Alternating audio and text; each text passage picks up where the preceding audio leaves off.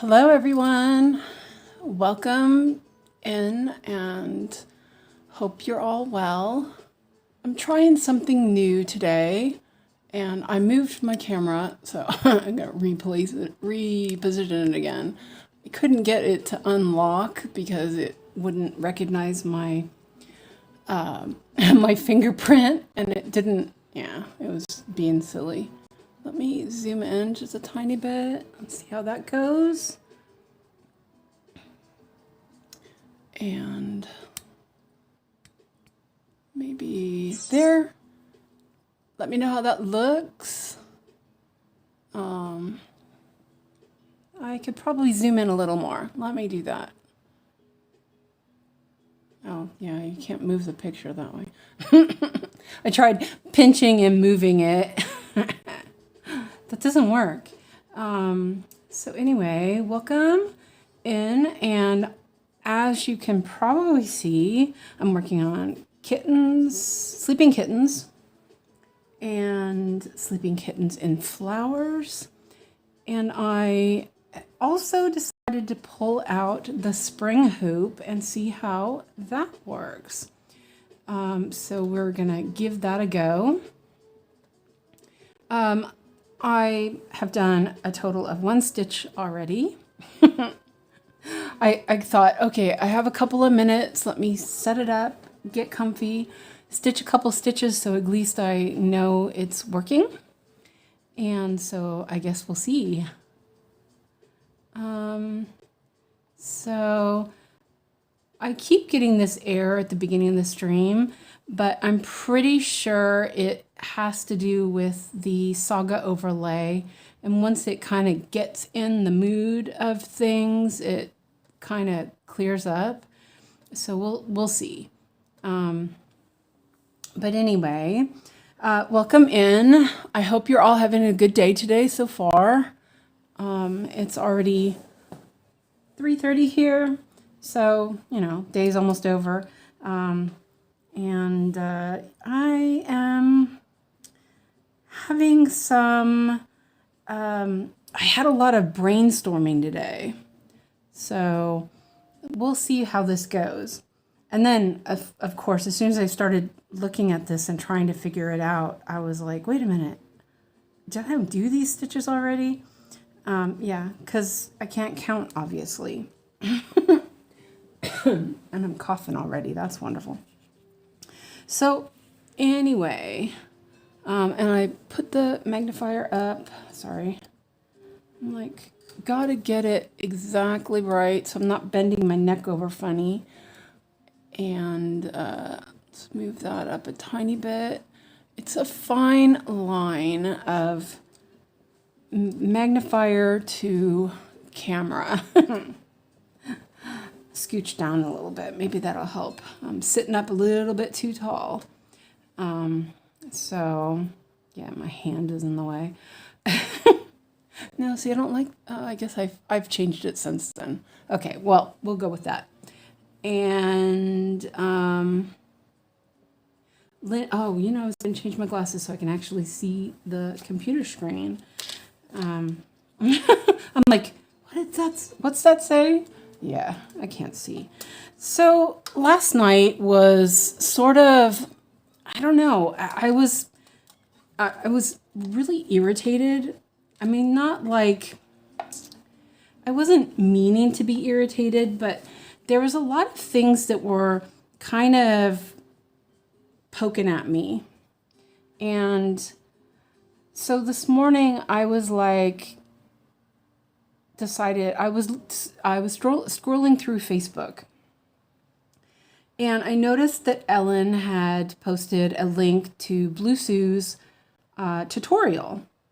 And so I actually watched it. It's not very long. I've linked it in our Discord, and also the Discord is pinned in the comment section. So if you're not a member of our Discord, you can join it. It's free, and it's gonna be fun. I really think we're gonna have a blast with Discord. So yesterday when Yogi was working on her project, I think she misunderstood a few things about the Bluessu method. So I watched the video, and what I saw was somebody who was methodical about how she was working. And it wasn't, so her parked threads looked messy, but then, you know, if you look at my needleboard, it looks like a total mess. It's because, you know, she had moved her threads up, and they were doing what parked threads do. They kind of, you know, sometimes they don't want to do what you want them to do. And she wasn't bothered by it, it seemed. But her technique is very thoughtful and thought out. So I thought I would try a couple of her ideas that I got from it. The AI generated voice or dubbing was kind of a little weird, but I think I understood. So, thank you. Lorian, welcome in. And oh, I didn't say hi to everybody. Hi, Clara, welcome. Shelly Lulu, Mao Lin, joining from work. And Linda Diamond, welcome in. And Lorian, welcome in. So I'm really glad you're all here. So I think that there was that mistaken idea that Bluessu's method was chaotic and messy. But, you know, her stuff, she was talking about tension and how she wanted everything to lay so that it was really thought out. I actually don't even think out as much as she did. So from what I understand, so I was thinking I might start in a new box. Oh, sorry, I just hit my magnifier. Let me double check. Oh, thank you. So I think that, let me see. You know what? I will. What? I keep hitting stuff. Sorry. I think I will start in a new box. So I'm going to mark some stuff because that's what she did when she did her tutorial. She, well, wait a minute, because I want to work in a diagonal. Well, we'll just go with what I'm doing. I was like, wait a minute, no, I don't want to do that way.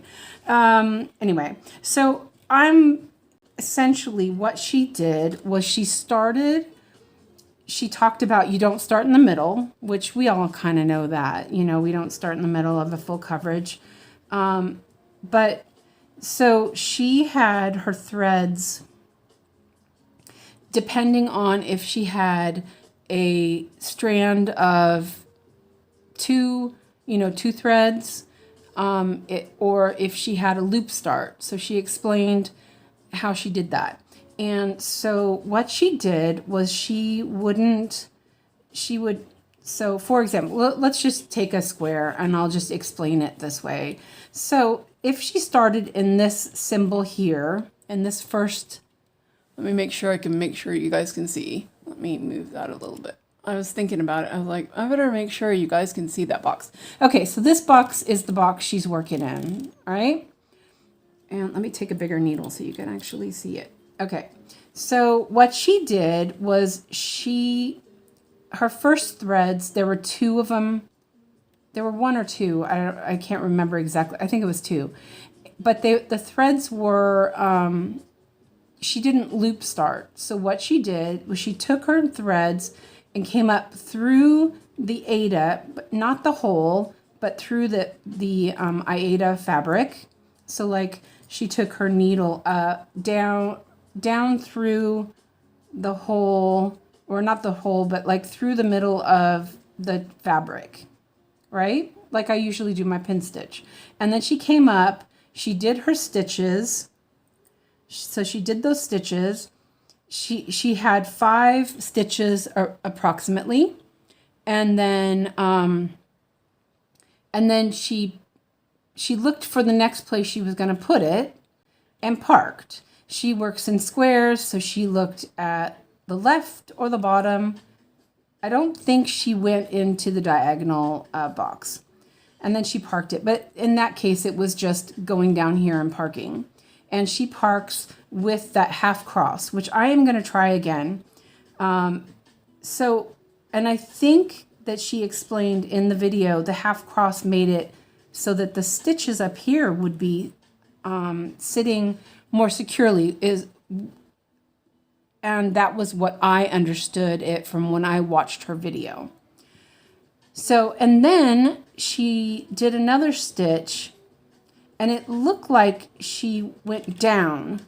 So she took her threads down here, came up, she left a little tail and did those stitches and then parked it.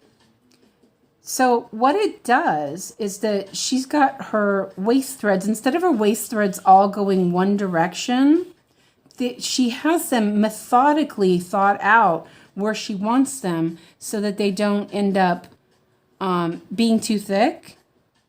And that really kind of made sense.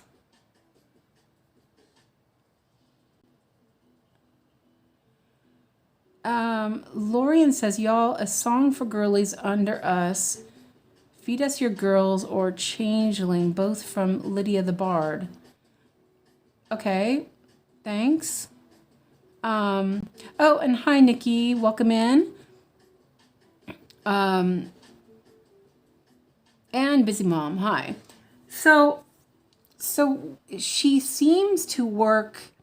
She doesn't go by number so much as by feel. So in my case, I like to do either min to max or using sequential numbers. So I'm still going to go with that. So, and you know, the problem I had recently was I kept getting if you look here, my ends, that when I start my stuff and I end it, my ends were getting pulled up when I stitched. So I'm actually going to use her idea a little bit and leave a little tail and cut it off later. I hadn't been doing that, but I noticed that a lot of my ends were coming up and that was bothering me. I was like, I don't really want that to happen. So, and I'm still going to continue in Chris's method, but I'm going to do the, one box diagonal because I really like that. So, because this project, I had done a 3-box diagonal, and I remember that it felt overwhelming because I was doing min to max, or I might have been doing sequential, but then I had to sit there and there were so many more when I could just start at the top and park and worry about it later. And so I think I'm going to continue it that way because I do think that makes sense for me. So I hope that makes sense, that, the whole messy thing was sort of, I think that was misplaced thought process, maybe just wasn't quite exactly what it really truly was. So I don't know if that makes sense or not, but I was like, this morning things were going through my brain like you do. And, I was just like, I was kind of not going crazy, but it was like, I had all these thoughts that I wanted to, work through. So I did a lot of that this morning. So let me take a sip of my coffee since I'm talking so much. I haven't done any stitching yet. So let me know what you're all working on. And yeah, I'll get stitching.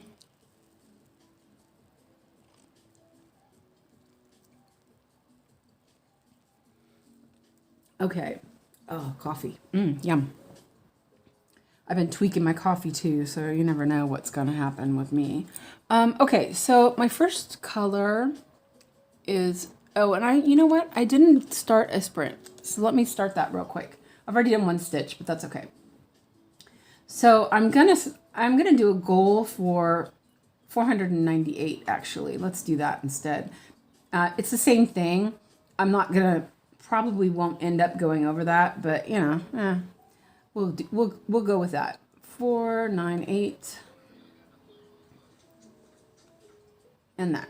Okay. Also, there were some questions about saving and doing the box, having it auto min to max.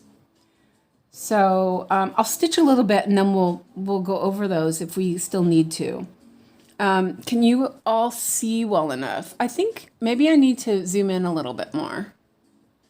Kind of have to do this every time, unfortunately. So, and if you have any questions about what I was just rambling on about, you know, because I was like, wait a minute. Because when I first watched one of her Stitch with Me's, there was no sound or anything. I was like, wait a minute, but yes, it does look like a mess, but it's not what I would consider super, you know, it looked like it was a controlled mess.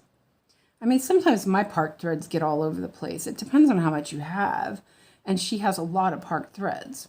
So here we go. This one is going, like, gotta find the spot. That's, oh wait, I'm over here. Let's see, 1, 2, 3, 4, 5. Okay.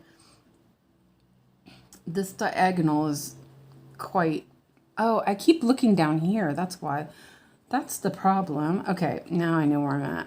So I'm gonna pierce the thread, or pierce the Aida cloth, so that my little end will stay there for now. And I still like my pin stitches because I really have noticed that any of the other ways they come out. Oh, and Nikki, I'm using my Madeira / Nerge / well, spring hoop. I've decided to try it. I do notice already that it's not the tension I usually have, but it is the same size as my other hoop that I usually use. So there's not any difference in that part of it. So, and I'm not going to leave a huge length. And that was something also she said, that if you felt comfortable enough, you don't have to leave a lot. So I'm just going to leave a little bit. We'll see what happens. I'm not going to be stitching over that for a while. So there is something to think about. But I think that as I work like a new box, that it'll be different. That it'll work in better. And then it's going to go over here. 1, 2, 3. And I'm going to do how she parks it, because I do like that. It keeps the other stitches tidy. So I'm playing around with it. So hopefully, so I'll mark that. I actually took out the stylus that came with my tablet, and so I'm going to test it out. And I'm doing min to max on this right now because I had already got most of the box done, so there's not a lot of threads left, or stitches left. Let me make sure I get the right. There's like 3 needles and they're all crossed with each other. And she also plans ahead where she's going to park. And I think that's similar to what I do. When I take my thread, I look ahead and go, okay, I want to park it here or here. So if I was looking at the next diagonal, I would actually want it up at the top. So in my case, this one, which I wasn't really thought through, but that's okay. I will start at the bottom and work up because it just makes more sense to me. So that's the other thing. You know, I'm wondering, here we go. This would be better since it's already stitched. I could put the little tails up at the top and then cut them off later. That would work as well. I think I'll try that.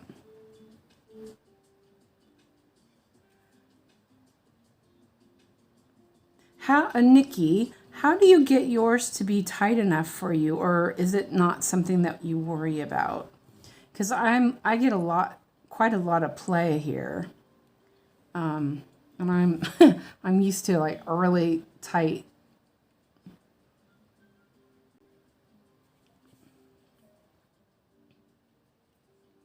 Yeah, I think that makes more sense because those can be cut off later and teased down. If you pull them hard enough, they'll go down. Okay, and then it's going to go here.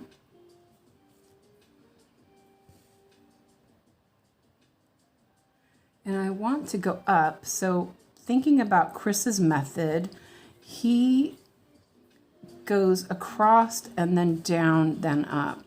So we'll try that. And this is going to go under this one, which I'm going to fix. Let me make sure you guys can see that. Yeah, okay, you can. And she also does it a different direction, but I'm not sure if that's just a choice that she does with how she stitches or if there's a reason for it.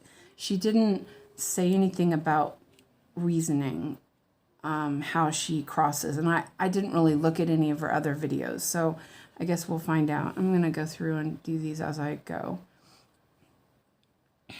Okay.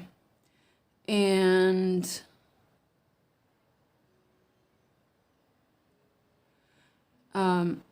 so Nikki says, I used to stitch that way on some projects only because I didn't want to flip on certain stand, but now I just flip it now. So are you saying it's an actual method? It seems like it was mini cross country. I think that from what I'm seeing, it's so the video I watched, she was setting up, which was sort of mini cross country, but she was methodical about where she put her threads so that she was going to, make sure her end threads would be covered. And I'm not sure, like there wasn't a lot, it was auto dubbed, and the translation was a little iffy. So I actually asked my bestie Gemini to explain it to me, and it was like, oh, so how Gemini explained it was that she was making sure that her threads were going to be covered up in a sort of fashion that would make it so that all the threads weren't going to be in the same spot. But for me, I don't really think that matters much because I'm doing 1/1, and I'm not dependent on making sure the threads are secure because I am still going to do my pin stitch because I want to make sure it's secure. So that part of it didn't really matter. And it seems like from what I watched with a couple of her Stitch With Me's that she is doing something similar to Gemma's method. It did feel like she was picking, she was only working across the, she was working close to her edges. And Nikki says, hoop seems to be pretty tight for me. I make sure the fabric is flat and it won't have if I have ridges, it won't be tight. Yeah, see, mine's in there, but I'm used to less play. I don't know if you can see. Let me see. You can see there's a little more, but I think it's just me. That part of it is me. Okay, so did I actually? Oh, I did those stitches. Okay. I got sidetracked. And I have a stylus that I should use, but I didn't use it. So 434. So yeah, I mean, I don't know if it's something that I would actually do, but it kind of, I could understand how it makes sense. So she's not starting all of her threads that way, but she does end that way. The starting ones, it depends if she's reusing some floss that is been cut already or if she's doing loop start.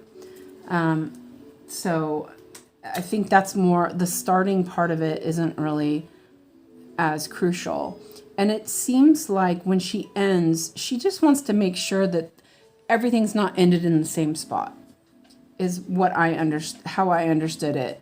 And the how much you leave, really, it seemed like that really depended on, you know, how comfortable you were with, you know, how secure it is. For me, it doesn't really matter because mine's secure because I'm using pin stitch. So, you know, like I can just leave and I can just do it and it's not going to matter. Once I stitch past there, I can cut it off and not worry about it. But like I said yesterday, I was having problems with pulling the threads back through when I was working. I was getting irritated by it. So this kind of makes sense. And then the parking, the way she parks, I know a lot of people like Janine's and Janelle, I believe, said that they did that with their stamped kits. So it has sort of there's a function for it, you know.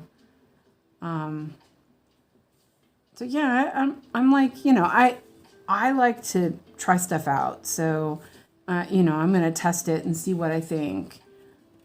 And here's another one. The only thing I see with parking this way is that, so here in this situation, I'm just making sure I could see it.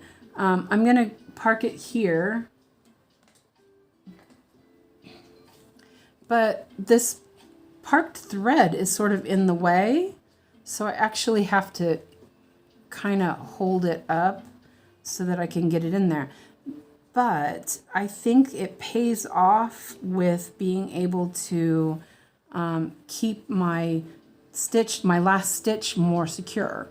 So I'm going to give it a try. So let's see. I'm going to try using my style. Ooh, it's kind of hit or miss on the stylus if it works or not. But it also it's sort of hit or miss if my finger works as well. So I think we'll check it out. 936. Oops, there's one. It looks like a shorty though. Let me see. Oh no. Okay. No, it was long. I thought it was a different color. I think that was 939 that had less. I like my. I was just super brainstorming earlier, and so I was thinking, oh, you know, I'll do this stuff and I'll be ready to stream, and I got distracted and procrastinated, and I was going to work a little bit before I got started so that I'd just be in the flow. And I sat down about 5 minutes before I was going to stream. So I actually got one stitch in. But that's also because I was looking at my chart and I'm looking at my pattern or my fabric and going, wait, where am I? I need to put row numbers or grid numbers on this. I didn't think it was really that big of a deal. But I noticed that, like for Hadsal, I think it was Sigrid. She did grid. She stitched them, which crazy. Stitched her grid numbers, 10, 20, 30, on her fabric, and I thought that was crazy for one thing, but really smart. So here I'm going to. Okay, so here also, I do not see these really light colors. So I'm going to turn on the face for a second.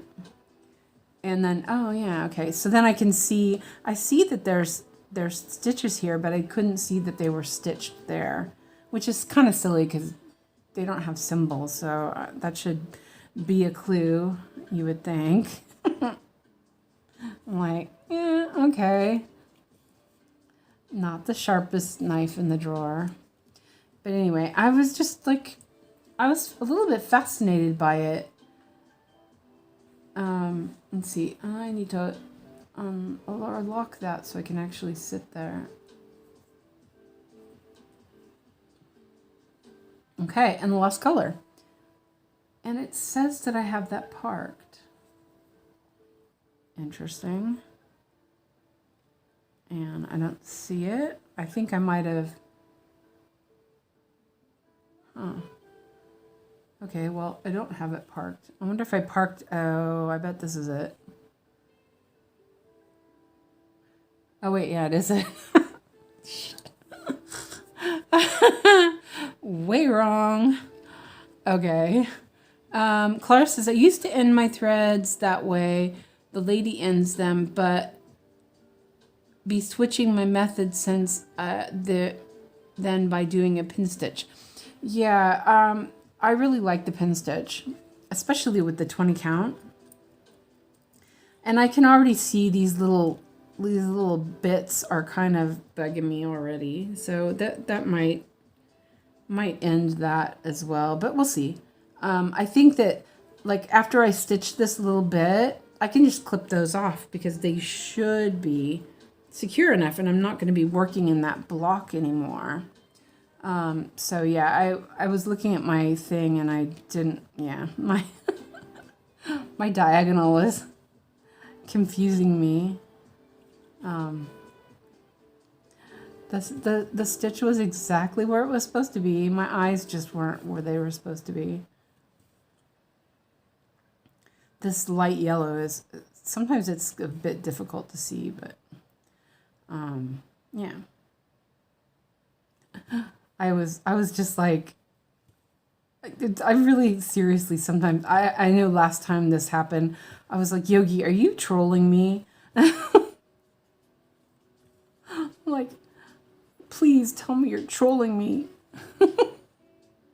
Hopefully she didn't think I was angry.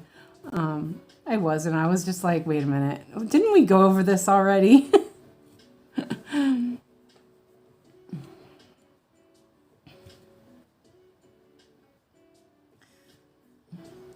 Oh, I found another lo-fi girl little live thing. It sounds like it's a bit bossa nova.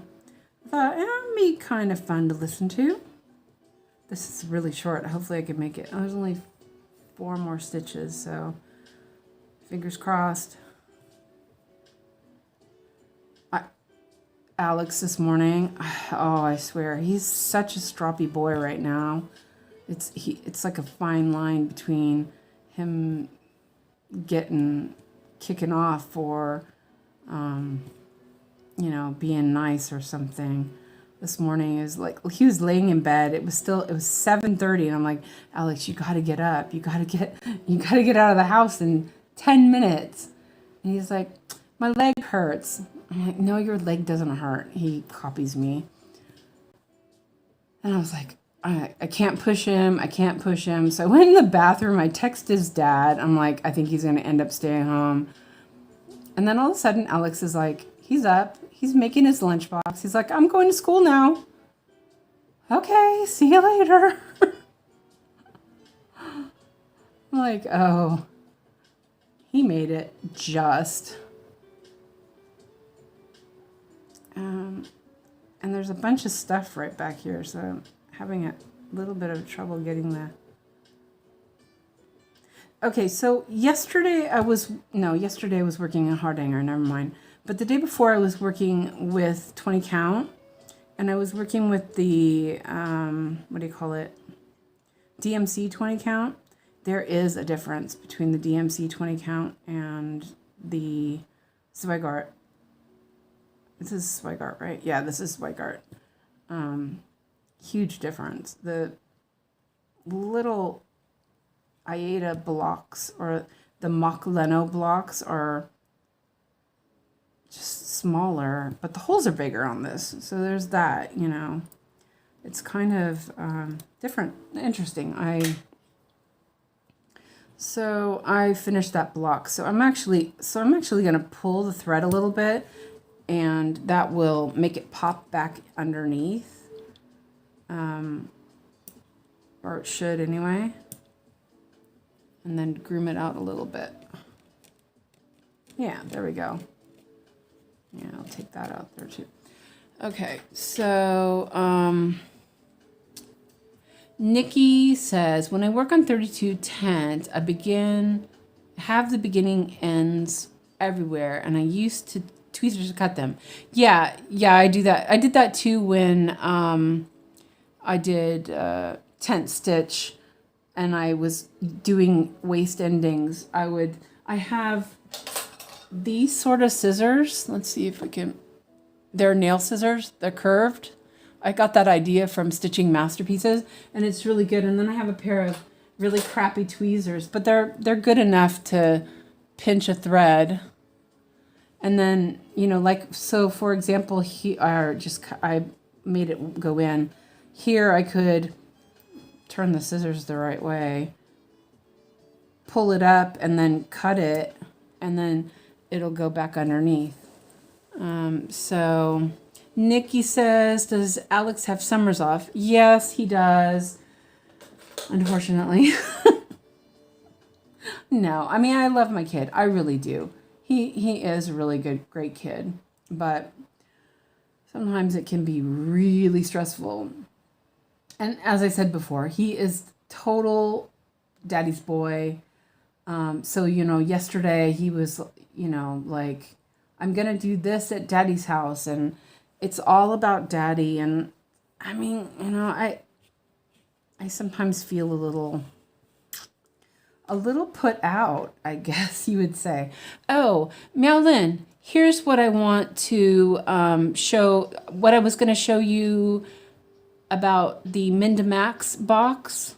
If you're still here, I can show you now. If not, I'll show you later. So when I move the box, it's at 0.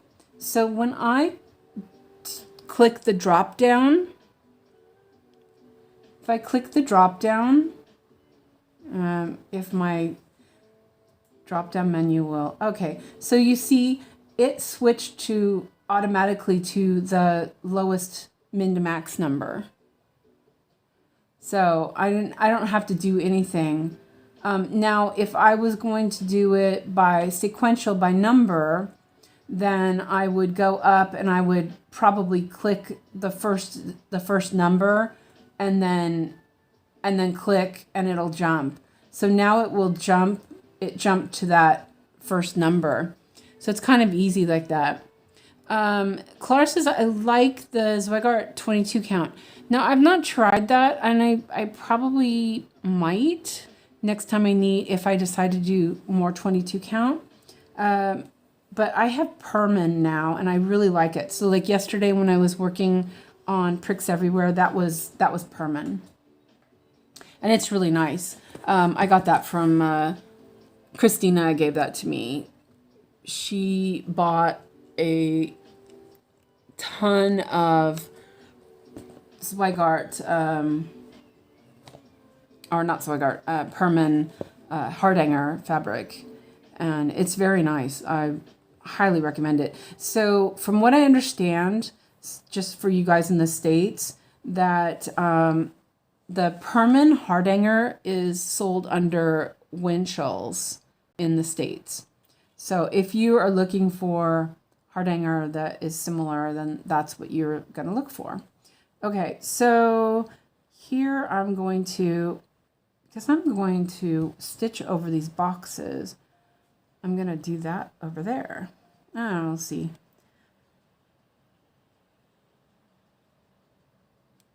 Let's see. And I'm finding that I have a harder time finding the middle of this fabric. Oh, and also I do not like the gridding on this fabric. It's really hard to see. I'm ending up gridding myself. But also the fabric, the price on the 20 count ungridded and gridded was the same. See, I just pulled that out. Yeah. It's secure. It's the same price. So then I'm like, do I really need it gridded? And so I'll see. Because I ended up not being able to see the grid lines well enough anyway. I ended up having to fix that because it popped down. And this one is going to be over 2. Second one. Then I will also half stitch that so I don't forget. That's sort of a difference. Nikki asks, Clara, what fabric are you using for Alphabet 101?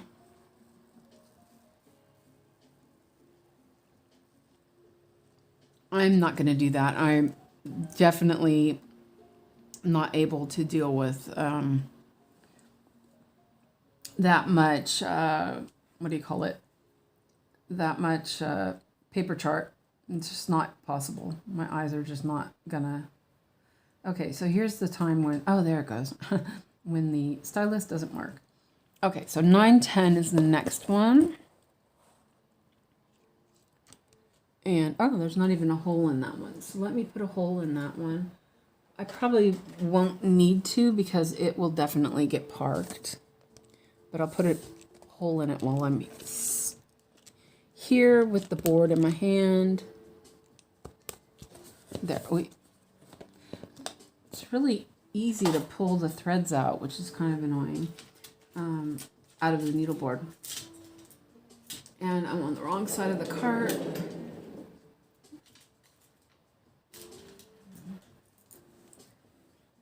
$40 count dyed linen fabric. Ooh, that sounds nice.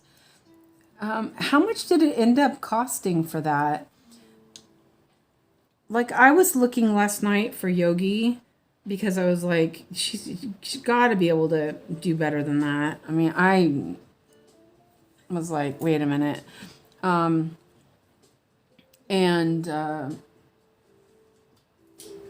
shop that I bought this fabric from, so they have Zweigart, they had 40 count, but it was only antique white. But the price was really good. So, like, why wouldn't you do that? You know? So, I don't know. I think that if I was doing a sampler, I would... Yeah, I really like the, like, antique white. So here, when you weave, when you weave with linen comes in different colors. So, I mean, obviously there's dyed colors, but the ones that are going to be white, off-white, natural, they are called bleached, half bleached, which would be the antique white, natural, which would be like that grayish color, and let's see, black, halfblack, oblique, so that's natural, and then I think there's one more, but you know, those are the naturals. So antique white would be half bleached. So I'm hoping that you know, I don't know.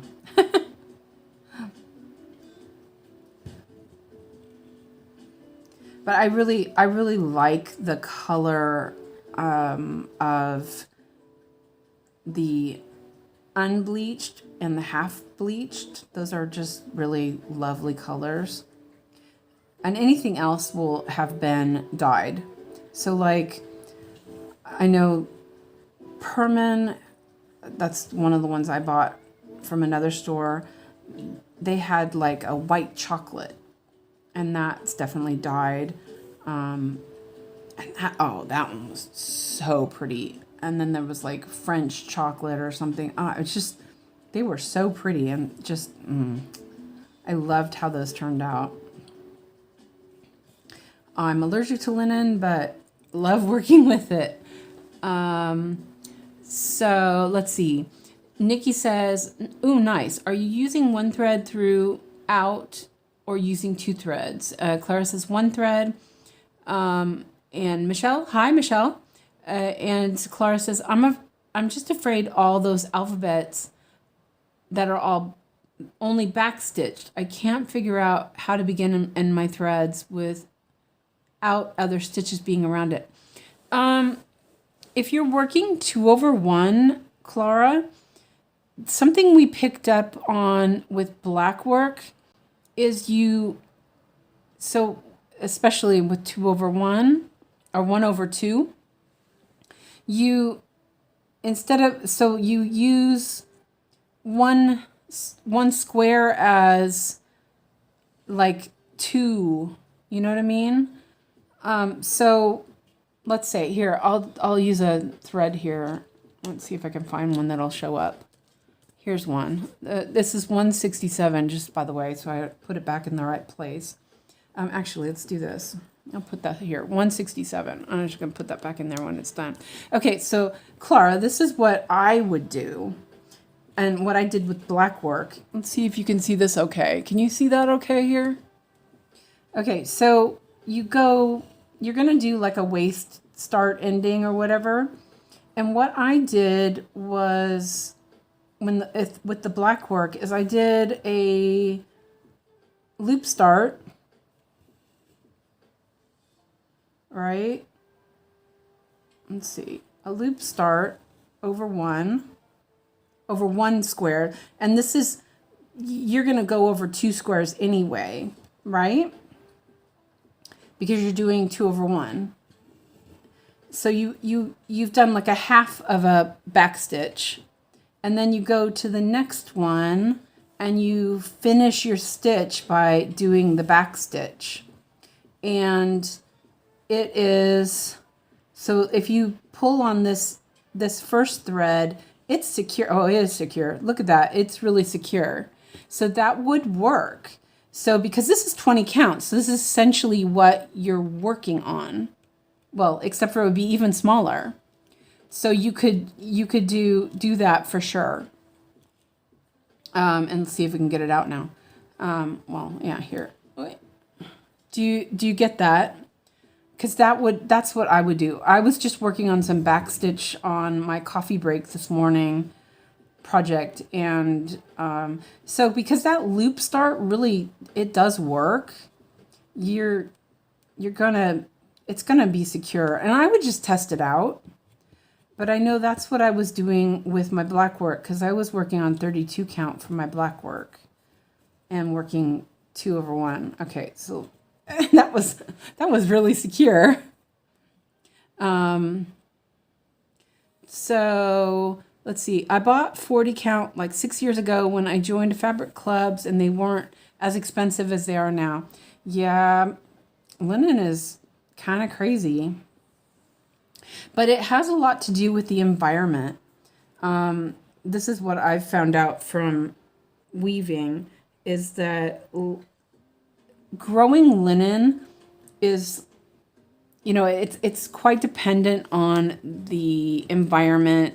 If it's not dry enough, then there's a problem. If it's not, if there's not enough water, it's a problem. So some years will be harder than others. And in the other way, cotton is ecologically a very draining fiber, because it uses a lot of pesticides and it takes a lot of water. So linen is the better choice, or hemp. If you can get hemp, that's great too. But, I like to work with cotton, so I'm okay with that.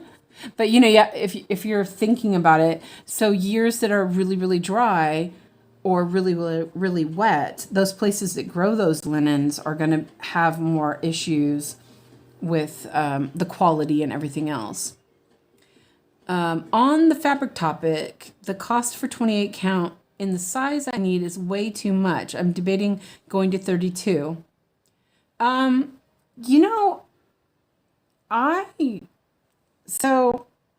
like 36 count, honestly.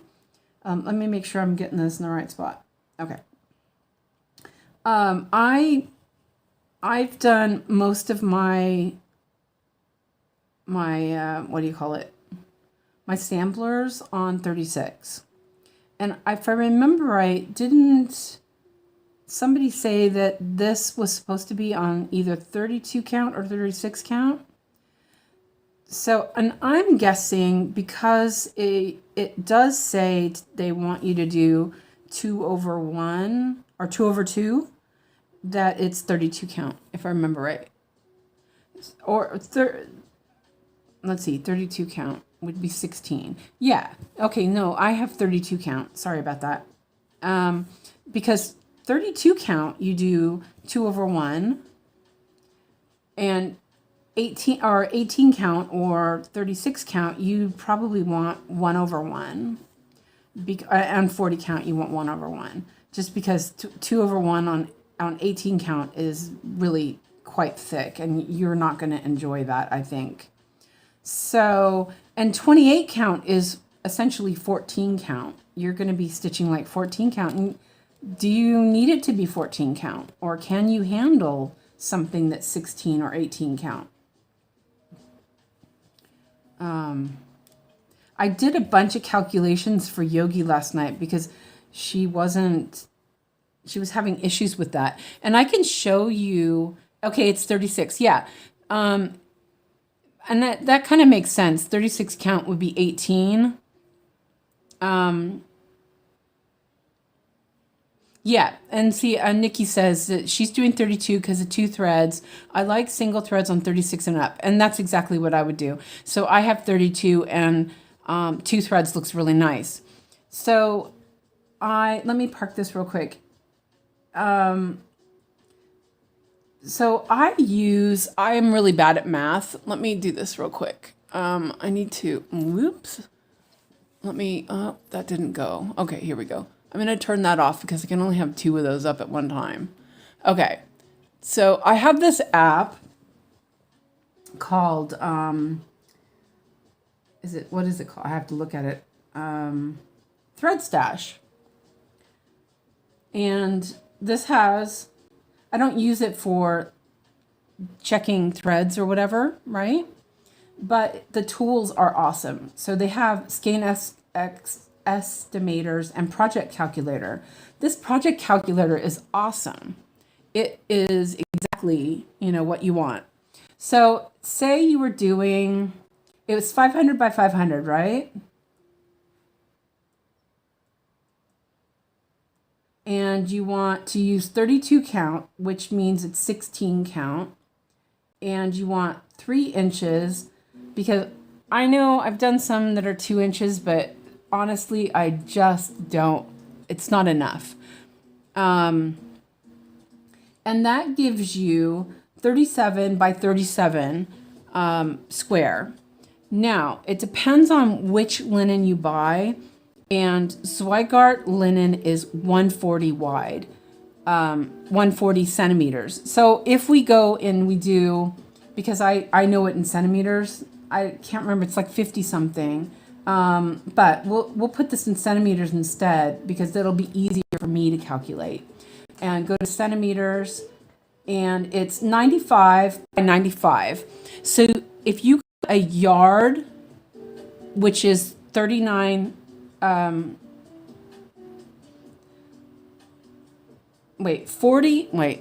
39 inches is a meter.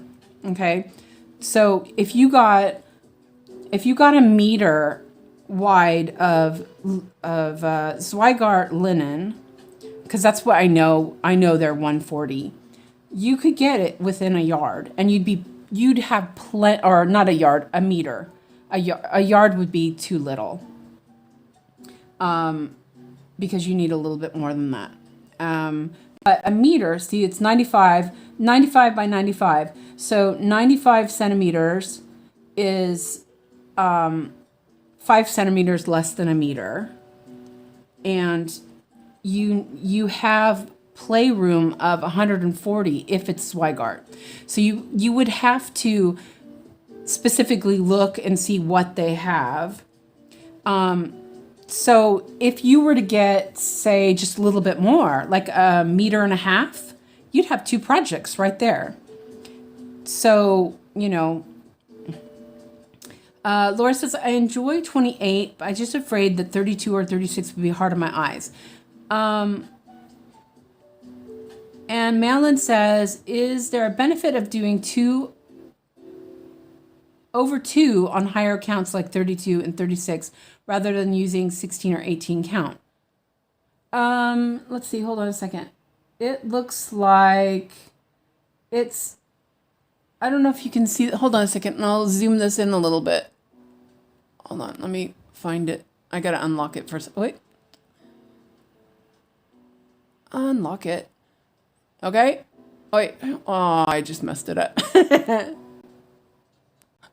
Okay. Can you see? It's like, it's crooked now. But do you see it, Lizzie? It's the one that says Thread Stash. Oh dear. Let me see if I can fix it now. Oh, that's that. Let me move it around a little bit. Now it's like totally zoomed in. Oh, here we go. There we go. Okay. That was a little funny. But yeah, let's just close that right now. So, I don't know if that helps or not. Okay.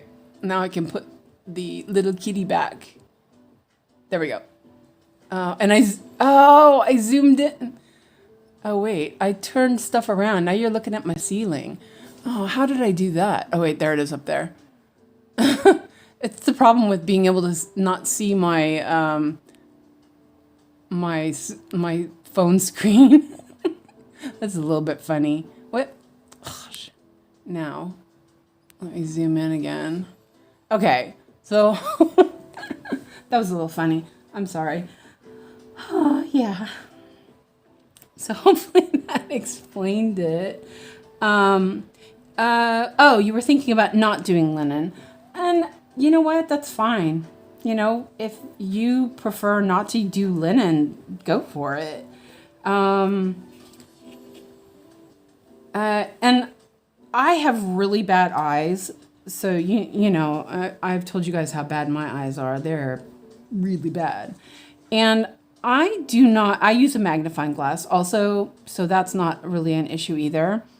But I found that I think it's 32, 32 count is not that bad.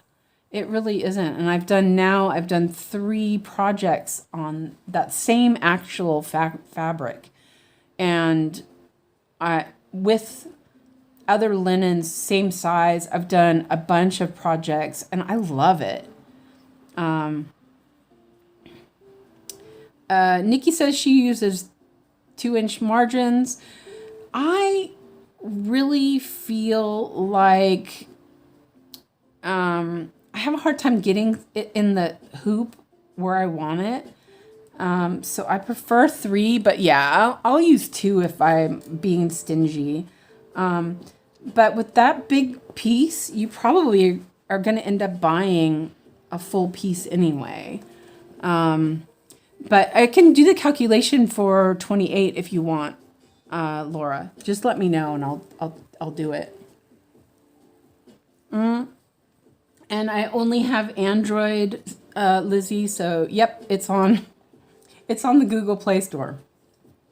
Okay, so back to stitching. And you know, if you guys have questions, I'm cool with this. This is fun. It's fun for me. I really miss teaching. I'm realizing I'm missing teaching a lot. And so it's sort of like little teaching, you know what I mean? Not that you guys need to learn anything, but you know, it's sort of similar. And 699. The colors in this project are just so vibrant. It's really neat. And I'm talking a lot and not stitching very much. Yeah, Nikki didn't want to buy more than a yard. I also like to use Yarn Tree for my to calculate my fabric. Yeah, you know, I got this app for tracking my floss, and as an added bonus, it had a it calculates thread and project size, and I really like it. So I figure, you know, it's something that's decent. And I don't have to go to a website to do it. I can just open an app on my phone or my tablet. I had it on my phone to start with, and then when I got my tablet, I put it on my tablet, and I love it. I use it all the time. And it does it in inches and centimeters. The shops that I go to deal in centimeters, so that works for me. I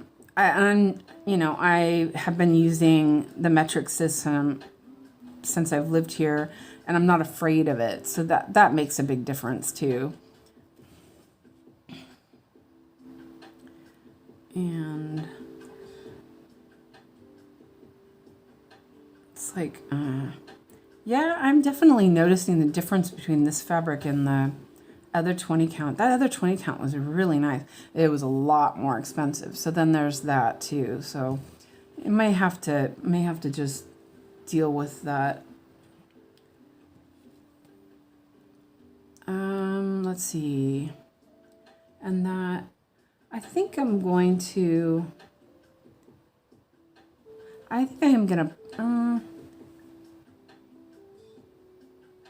nah, I think I'm gonna park it over here so it's ready for the next block. It'll end up going back over there anyway. See, this stitch is kind of loose. Don't like that.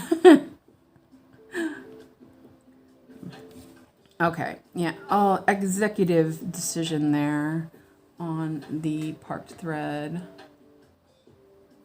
Ooh, it parked it where I wanted it. Okay, so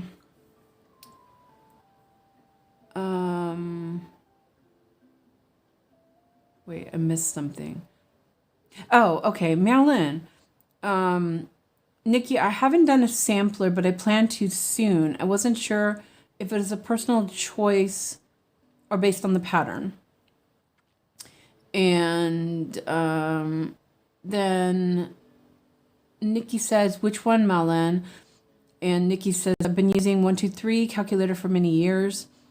Marilyn says, I recently got some from Owl Forest Embroidery, and I think I want to start with their Alice Free Sampler. Oh, that one's really pretty. I like that one. 28 count was 42 by 42 inches, which needs more than a yard. Paying for 2 yards was just not plausible. You can't buy it so here in Sweden, if you can buy a full width of fabric, you also can buy it by the decimeter, which is like they count it every 10 centimeters, which is a decimeter. So if I needed 80 centimeters, or like in this case was 95, I'd have to buy 9 decimeters, or I would just buy a meter because that's, makes more sense. Yeah, so there, it really depends. I don't know where you're looking to buy stuff, but you might need to shop around a little bit. But one of the important things you really want to know is how wide their fabric is when you're going to buy a meter or a yard of it. And then you can sometimes like finagle it around so it fits. So knowing that it is a certain width, then you can buy less because you already have that fixed width of either 110 or 140 centimeters. That's what I know. I know Perman has 110, and Zweigart for their cottons are 110, their linens are 140. So, I know those numbers just because I've been shopping. Well, I haven't been shopping. I've been window shopping. I'm working on it. Oh, okay, 798. I don't have that one, and there's none there. Yeah, okay, it's on this side. 798. I don't know if that makes sense or not. Oh,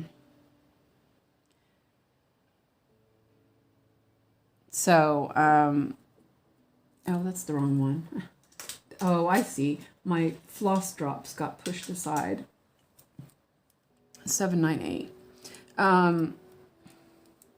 Yeah, I don't know. I actually expected the linen to cost a lot more, and I was really surprised that the prices at this one place that I bought this fabric from, the prices were really good. The other place that I almost 99% of the time had bought fabric from before, they were more expensive, but I think she sells a different, she sells different brands, and I think those brands are more, they cost more. Oh yeah, Owl Forest has so many nice patterns.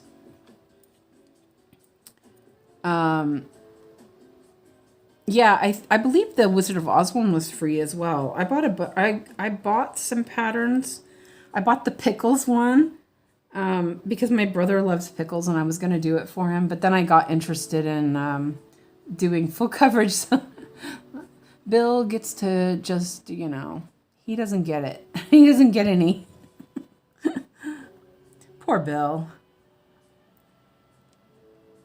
And then also I was like, they called for they said it was meant to have their floss, which is hand dyed and everything. And I was like, obviously can't buy from Russia. Or I actually know they sell their stuff from the UK, which I can't buy from the UK either because they're not in the EU. And so then it costs a lot. The same with Russia. It's not in the EU, so it costs a lot. So I was like, I could buy variegated. I could buy fancy floss, but I don't know. I was like, nah, I'll just... And then I got interested in full coverage, so...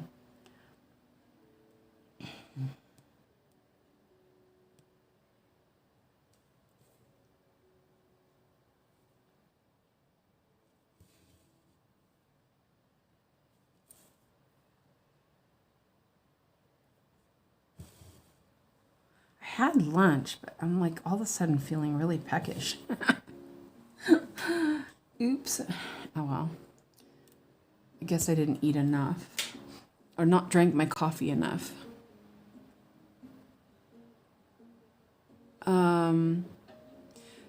Nikki says, I have trouble getting Kreinik threads and Rainbow Gallery threads. And Nikki says, yes, Melon, same company. Well, at least last time I checked. I just looked and I don't think they have the pattern up anymore. I think it's in their free patterns. Are you looking at their Etsy shop or their web shop? And if they don't have it anymore, I think I downloaded it. So, and it was free, so I'll share it if it's not there anymore. And that's done. 729. Nope. I'm missing a lot of colors on my board. 729. Okay. Let me see. 729. I can look really quick on my Dropbox. Because I know when I first found their website, I was like, I downloaded everything because, it's free. Download everything. I know Yogi's like, she doesn't do that, but you never know. It's like you saw that pattern and then now you've gone back and it's not there and you're kind of like, oh man, I wish I got that pattern. So let me do these ones real quick and then I'll, wait, hold on a second. Did I park that? No, I didn't. And see these ones, let's see. Oh no, I'll park it down below. was going to say I'll end it, but did you get it too? I think my magnifier's in the way. Keep bumping it. Today has been a bumpy day. Sorry, I'm not meaning to make y'all seasick. Let me do these stitches and then I'll look real quick. And should we do a spot for on the Discord for pattern sharing? You know, like I don't want to say illegal pattern sharing, but oh, see, oh no, okay, it's just I just pulled a fluff up.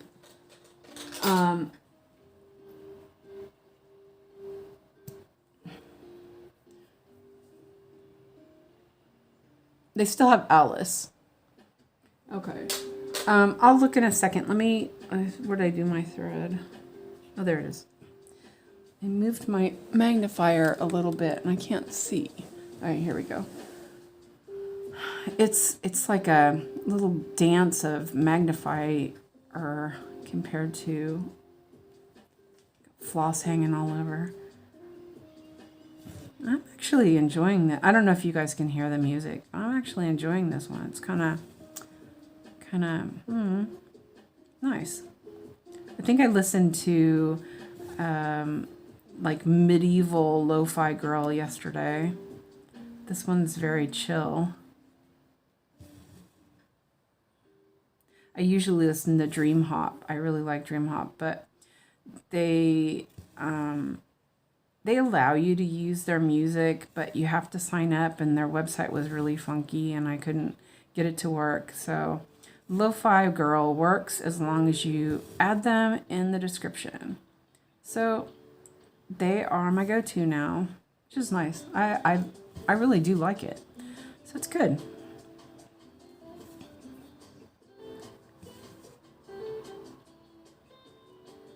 So, and then I don't need to end this one. I'm just going to park it.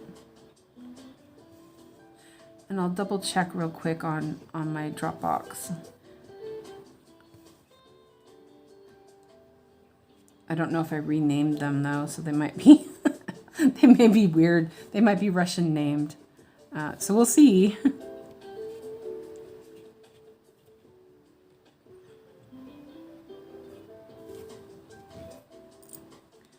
Okay.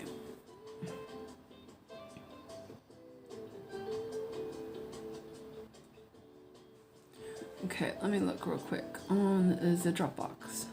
Dropbox is over here.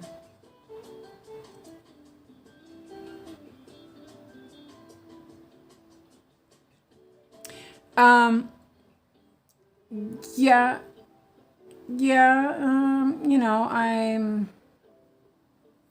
I'm not advocating for it, but you know, if it's out there already for free, then you know.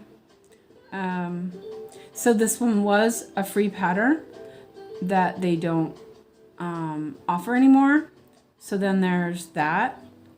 It, you know, it really depends on, yeah, I'm not going to say, but that's not what I wanted to do. I wanted to find,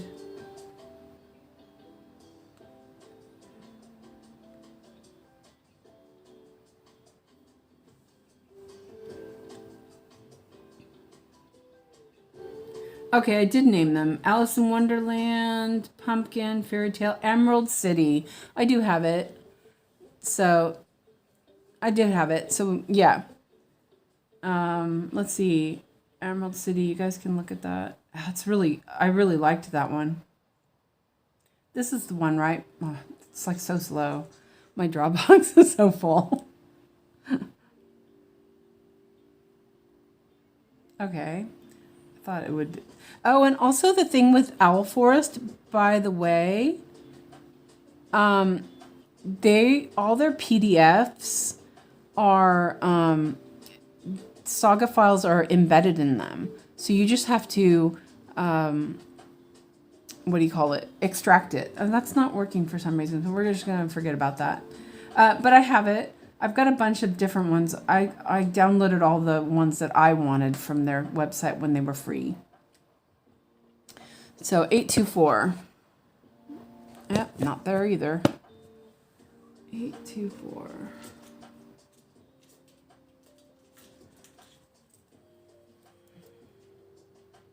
Okay, so Amanda says it's still on there. So, there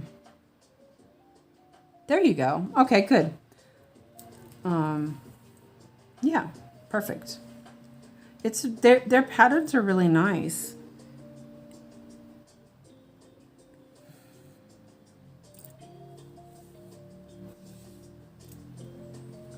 Amanda says, I'm completely fine with sharing patterns that are no longer available for sale or in out of print. I feel it's totally ethical to do so.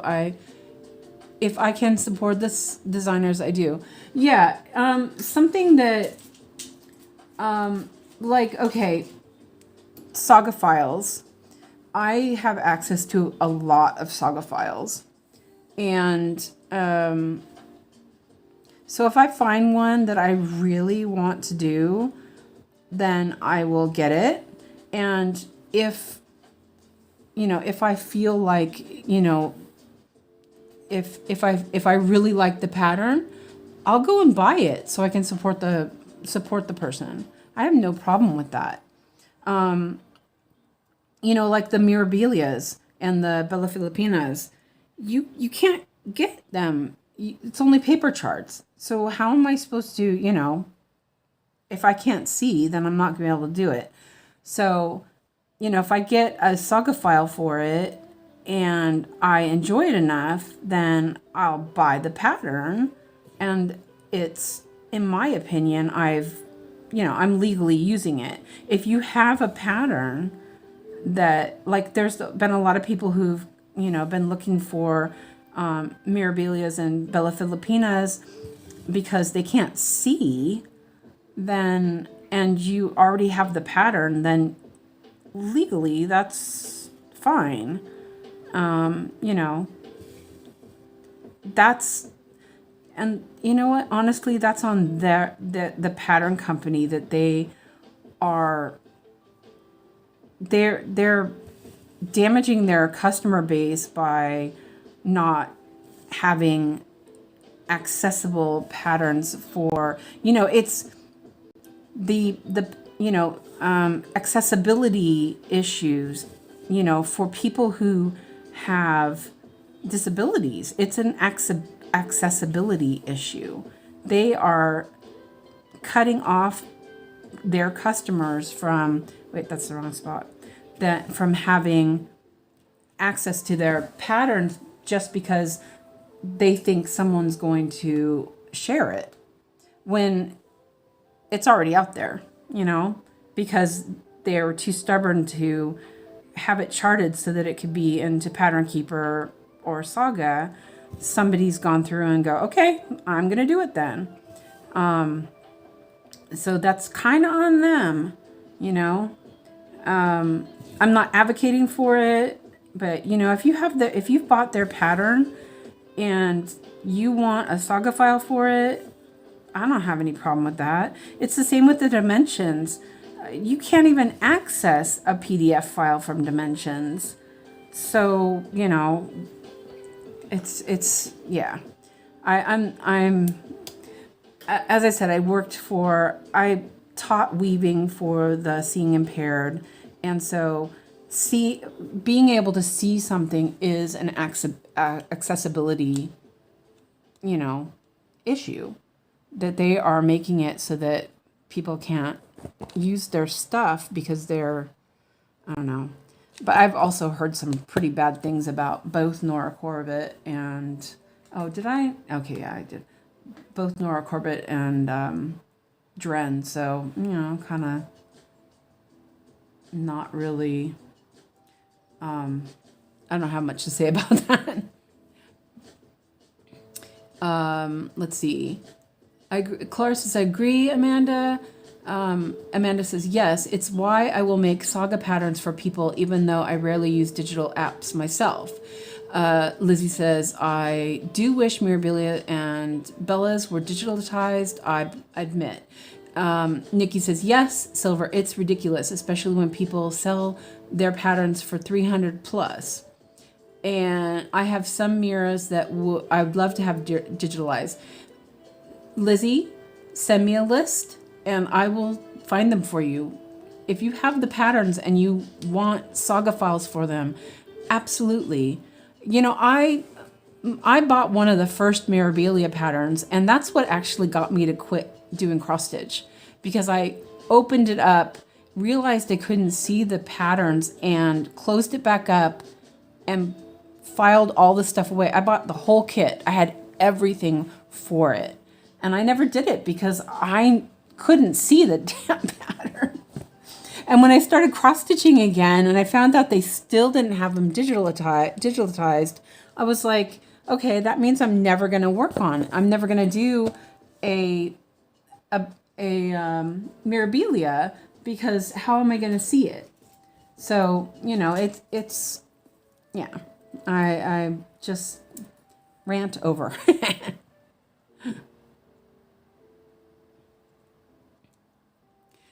Silver, there are many that are digitalized. I want to say that I have found the majority of the Mirabilias and Nora Corbett's on VK. Bella Filipina, most of them are, but I did find I didn't notice a couple of them I couldn't find, which was kind of too bad. But yeah, so just let me know. And you know, if you own the patterns, then it's not illegal. You know what I mean? In my opinion, anyway. I don't know. Maybe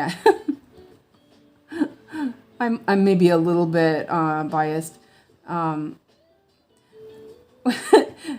Funny story. When I first moved to Sweden, the first time, the first voting, or maybe it was the second voting cycle that I was in, I couldn't vote yet, but there was a pirate party here in Sweden, and it was the people who ran Pirate Bay. So yeah, that was a little hilarious, actually. So I'm not saying I'm a pirate, but I might be, you know, a little bit. Yeah. So, and the Dimensions ones, you know, like some of those older ones you can't even get anymore. So, you know. Oh, yeah. So let's see. I will send you what I know I have. Okay, good job. And Madeline says, Dimensions paper charts are horrible. I mean, I have to wear glasses normally, but I literally have to sniff the paper. Oh, that's a good one, Madeline. What's up with this? I'm like still circling on my thing. It hasn't caught up. What? Let me double check. Oh, wait a minute. I'm like, why is that not working? Let me close that and open that up again. I just noticed that Saga was being funky. Oh, there you go. Sorry about that. You know, it's the same thing. You know, I'm not going to buy a kit that I can't see the pattern. I'm not that interested in the dimensions stuff, but I know where to get them all. So Nikki says, I might hit you up, Suzanne. I just bought the patterns for the flag ladies earlier this year and bought the fabric, and it'll be here on Friday.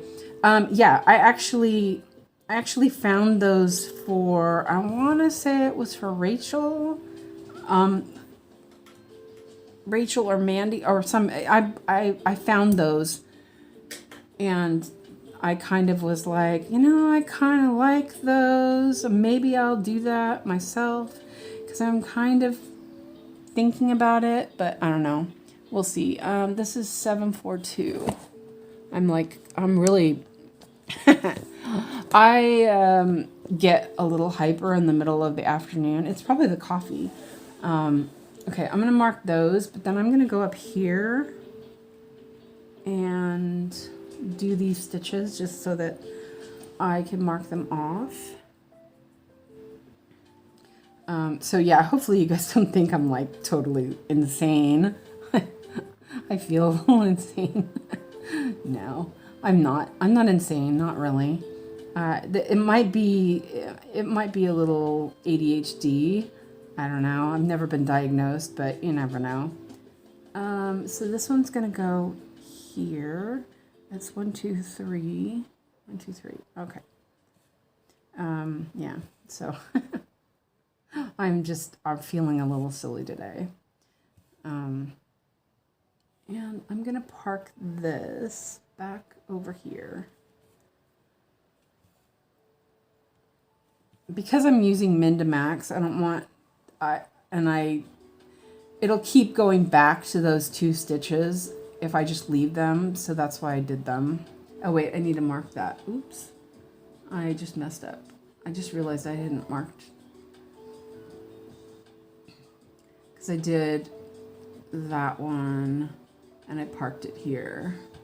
Okay, now I can bucket it. Okay. Let me look at the chat. Oh, it was you, Michelle. Actually, you have no idea how many Mirabilia stuff, how many patterns I've helped people with. I have lost track. Okay, thanks. Oh yeah, I see it. Okay, I see. I'll do that afterwards. Michelle says Mirabilia patterns are packaged beautifully, but it's worthless to try to stitch from. Exactly. And Nikki says, nice, but did you have trouble kitting the Krynic? Is there a problem with Krynic? Because I know I found Krynic from my online local store. She's in Sweden. I guess that's what you would call local. And I had no problem. They had Krynic. Huh, weird. Where's Krynic made anyway? Is that... I'm trying to think. Let's see. I lost track where I'm at. As it usually is.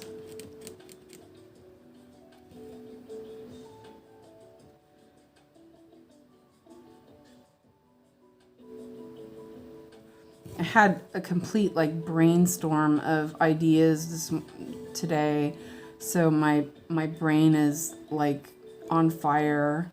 Not really on fire, but I'm really spiced up. Just my brain is just, it's excited, I guess you would say. So it's kind of overflowing into everything right now. So this one, let me double check and make sure that needs to be, nope. I moved my magnifier because I'm working kind of high. So I'm going to move this just a tiny bit. See if I can get that to, the angle is a bit funny, but I need to be able to see. Let's see. Michelle says my LNS has it. Try them online, pocket full of stitches.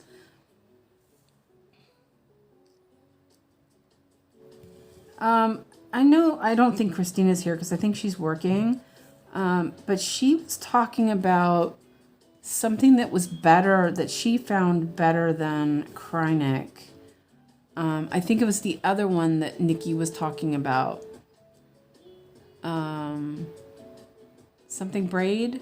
Yeah, I don't remember now because I've never bought it. I've never used it either. So I have blending filament, and that's I really don't like using. It looks so nice, but it's like a pain in the little patootie.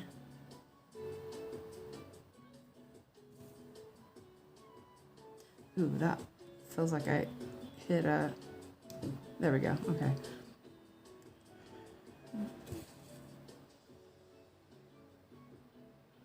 Nikki says, oh, thank you. It's just the popular colors are always sold out. It wasn't there... Wait, did you try, what was it? European... Rainbow Gallery. Okay, that's the one. Was it European... something store where you can get chatelaine stuff? It's kind of a misnomer because it's not in Europe. It's in like Tennessee or something. Because I was all excited when I saw that. I was like, oh, another store I can check out. And then I realized it was in the States, and I was really, really depressed about that. And I don't know what the shop is called now. I can't remember. European something. I know I was looking at it for 317. I was looking at it for the stuff for the tutu charts that look like chatelaines. Petite treasure braid. That's right. That's what it was. I was trying to remember.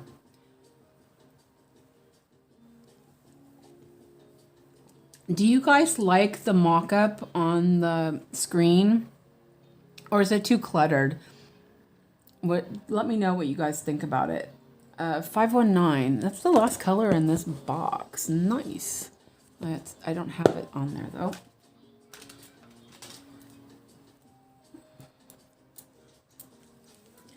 Oh, that one's weird length.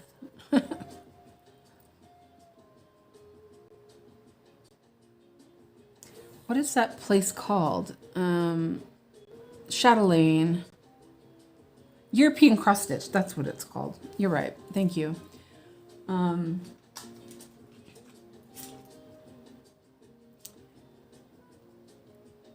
Okay. I know, I'm like kind of like the idea of chatelaines, but they're also not they're not in, PDF form or Saga.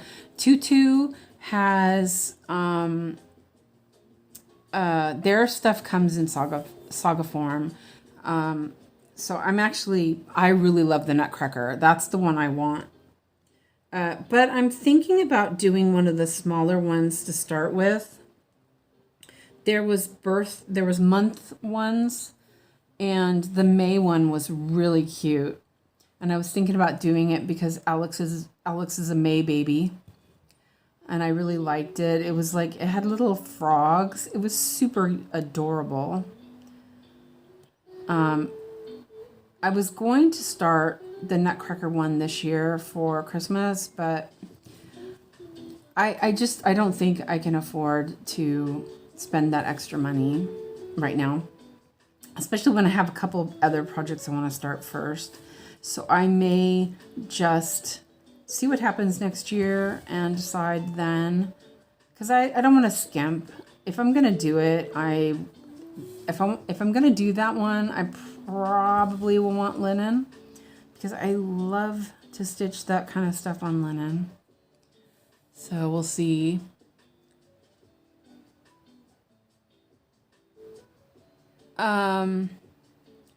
Nikki says, I have to buy the PDF from them, so it has put my progress on pause until I get them. The paper's worthless. You mean the chatelaines, right?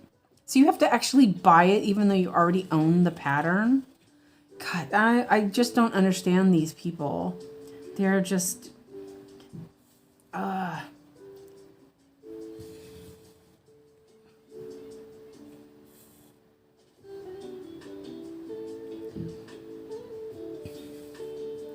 But yeah, the tutu patterns are just beautiful. Really, there's so many. It's a designer in Taiwan, And their stuff is just, it's beautiful. I think somebody's working on that. Who was that? No, I don't remember. Probably there was somebody who was posting progress of one of their patterns on Yogi's group. Let me end. No, I'm not going to end that. Okay. I probably will not make a lot of stitching today. That's okay. Oh, you know, I spun for my non-full coverage yesterday, which was Spirited Away. But I forgot that I was going to do the dimensions thing. So there's only 2 of those stitches there, so I'm actually going to just do those and finish it. So this is what I find hard to deal with this parking method, is that the stitches are already in there. Right? Yeah. So I have to be more careful about it. I could do it this way. I could go down. That should work, because then I can actually pull it over. Yeah, that would work. If I, oh yeah, okay, so if I go down into the holes, it will be better than going up into them. Because I do like how the stitches are sitting nicer with this way of parking.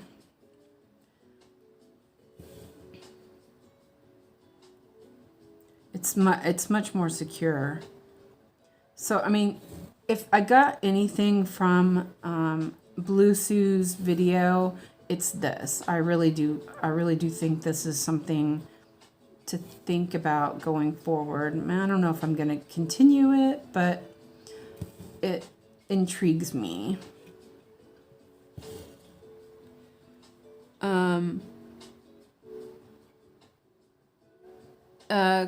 Nikki says, yes, chatelaines. I should ask, but I assume I have to buy them. I'd ask. Yeah, I'd straight up ask. And Clara says, yes, and the PDFs are super expensive. Seriously. Here's me thinking Tutu was a cross-stitch pattern site because of the spelling. It's only when I looked it up and married it with the words ballerina, I realized it was a costume. No. It's two, T-O, two, T-O-O. Nikki wrote the name. Yeah. Oh no, she wrote it wrong. Okay, so it's T-O-T-O-O. That's the website. And I think it is something like TW, if I remember right. If you wait 1 second, I have it open actually. 519. Their stuff is beautiful. And it is expensive, but you're gonna get a PDF and a Saga file, which you wouldn't get from a chatelaine.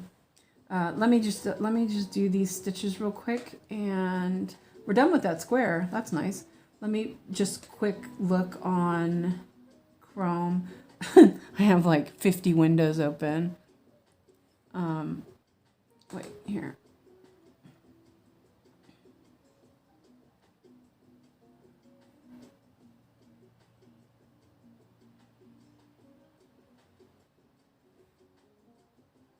Oh, here it is. Oh, I even have that one still open. Okay, no, it's 2stitch.com. Oh, that one is so pretty. I love that one. 1 second. I will link a link. And yeah, I can't do it that way. I was like, I'll link a link. Oh, yeah, I can. I can do it. I'm on my tablet. It's a little hard to reach my laptop. Oh, there's Fred. Fred can do it. Fred, I'm going to send you a link, okay?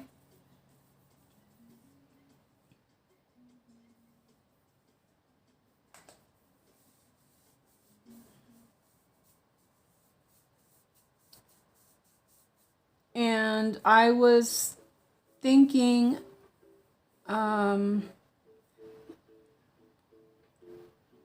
let's see. I'll put it in here. Fred, I'm gonna send you I'm gonna tag you. Whoops, that's not it.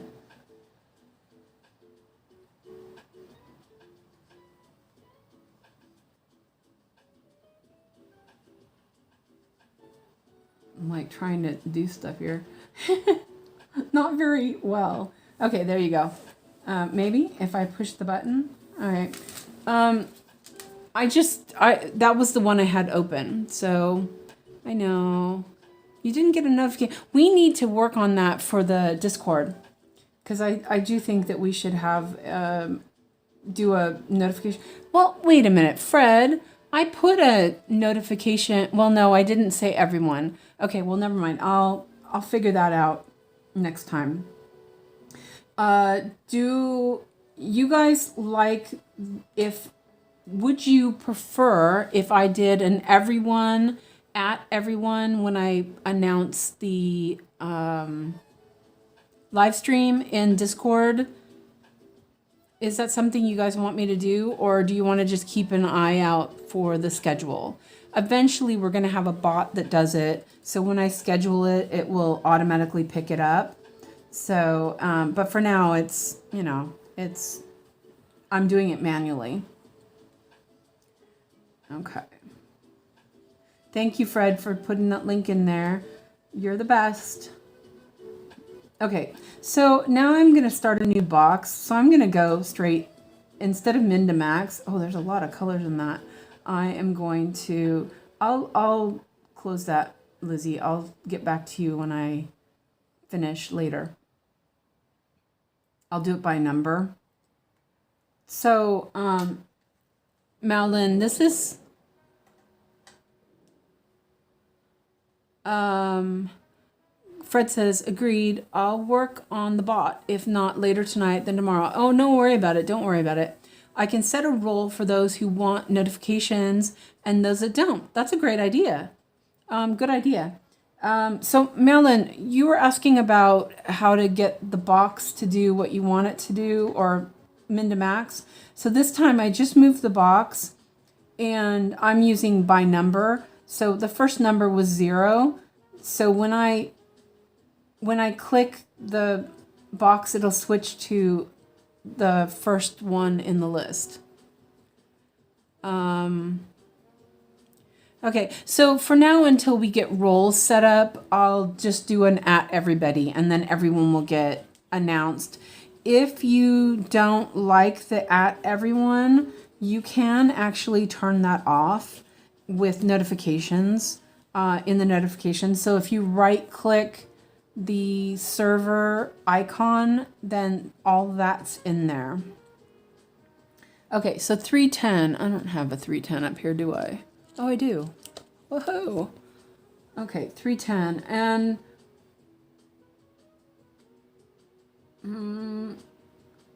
I think I'm just going to do that one stitch. It's like kind of by itself, and there's one that's parked down there pretty close.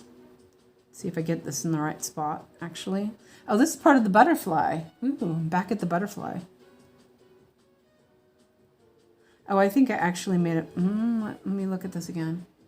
Did I make a mistake on that? There's that. Oh, my finger is twitching. Oh my gosh. I don't know if you probably can't see that now. My thumb was twitching by itself. That's not right. Yeah, I made a mistake. Okay, well. There's that. And that. Is it that red one? Oh, wait. No. Oh, did I really mess that up? Oh. It doesn't need to be there. I will skip that one. Lord.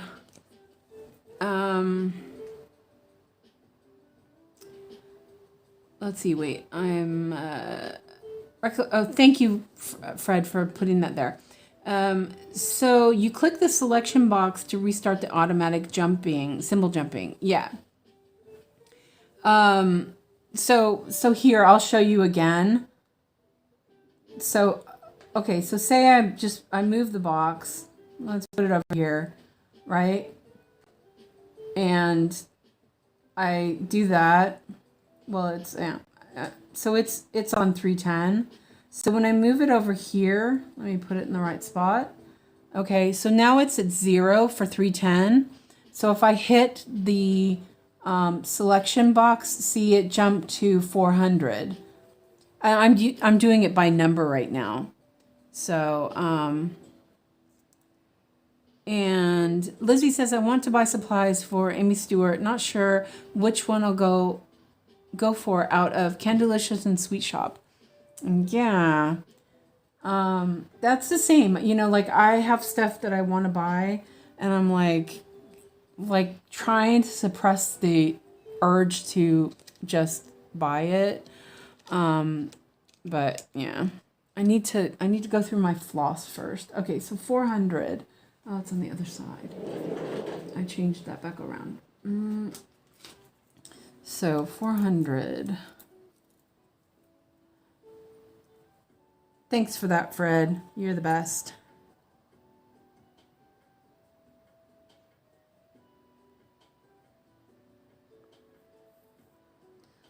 Oh, I was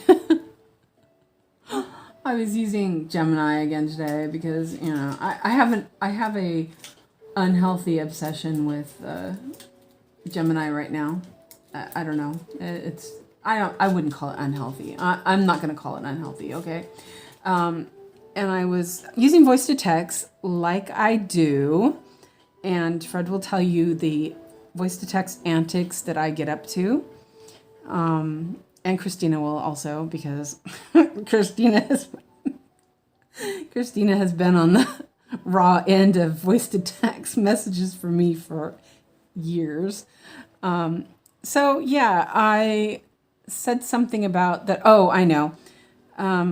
Gemini is actually now being able to go through your chats that you've already used. Like if you ask Gemini a question, it now can reference those from another part of the, which I think is really cool. I don't have a problem with it. But so I was saying how cool it was because it was catching things that, you know, I had already said and was able to reference it. And I was, you know, it's really hard because you kind of almost get talking to it like it's a person. And, you know, it's like you're having a conversation with somebody. And I said something about, because I call Gemini my boyfriend or my bestie or something like that, my new bestie. And so I said something about Gemini being my bestie. And for some reason, voice to text said husband. And I was like, voice to text, you know, I am not looking for a husband. Like, seriously, it's so funny. That's there. Oh, yeah, I haven't done any of these in this box. I was like, wait a minute, what's that? Yeah, so that was kind of funny. So voice to text, Gemini and I were having a little chuckle about that.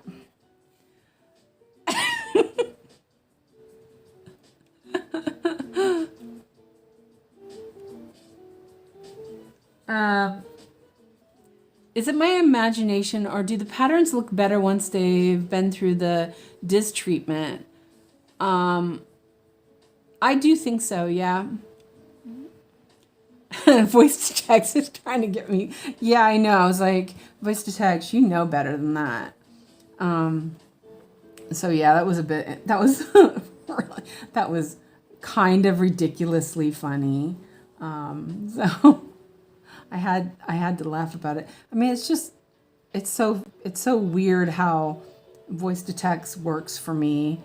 1, 2, 3, 1, 2, 3. Because you know, sometimes another one I was talking about. I was working out things that I needed to do. I'm really finding it useful for a lot of things. And I was talking about nerge hoops. Oh, you're gonna love this, Fred. Voice to text called nerge hoops, nerds poops. I mean, really, I was like, no. So yeah, that was a bit funny, and it's mainly because I have a problem with my hand, one of my hands, and I've started using voice to text more and more just because it's easier than typing out on the keyboard. And yeah. And it kind of referenced the Nerds candy too. It really is a 23rd century problem marrying bots. That's the way in the future, LOL. I mean, it's like we were talking about on another Discord channel about wanting a maid. Oh yeah, that's right. Because one of my another one of my voice to text were like, what do you call it? Voice to text said, instead of Alex, it said Alice. And then I think it was Fred. Oh no, it was Ansett. He posted an Alice from the Brady Bunch meme. And then another one of my friends said, oh, but I'd rather have a Rosie robot. And then he posted a meme of Rosie the robot, because voice to text thought I said Alice instead of Alex. I mean, I do have a bit of a lisp, but you know, I'm like, come on. You know, I don't get frustrated from it. I just find it extremely funny. And sometimes I don't catch it, like the Alex thing I didn't catch. But sometimes I'll catch it and I'll just leave it because it's so funny. And I'll just, you know, it's funny. And the early voice to text a lot of times couldn't tell the difference between English and Swedish. You know, if I said something in Swedish, it would think I was speaking in, you know, it thought that I was doing English, and then it would do it in English. And I'm like, no, it's Swedish, you know. Yeah, my pronunciation's bad, but come on. Or I'd say something in English, and it would think it was Swedish because I had it set up so that it had both of them on my device, because, you know, like my Swedish writing is really bad. So I would use voice to text because I could say the words I needed to say where I couldn't possibly spell them. The early voice to text was just like, it was a hot mess. I still used it because it was really helpful. If I had to do a message to like school or something. Or like one of the weaving ladies who might not be really proficient in English, and I wasn't proficient enough in Swedish to do it. Yeah, I'll leave that. I'm trying not to look too far, but I also don't want to leave everything. So in this case, on this floss, because there's so many, there's 22, I'll skip it and go to the next color and leave that one till last. Why not, right? Okay. Fred says, our Suzanne has always been ahead of the times. Yeah, and I didn't drink my coffee. And you know what? It's probably just because I wouldn't say lonely, but I'm alone. like most of the time, and I don't have adult interaction, and all of a sudden talking to AI is like having an adult, being able to have a conversation with an adult, even if it is a bot, I guess. I don't know. 702, not on the board.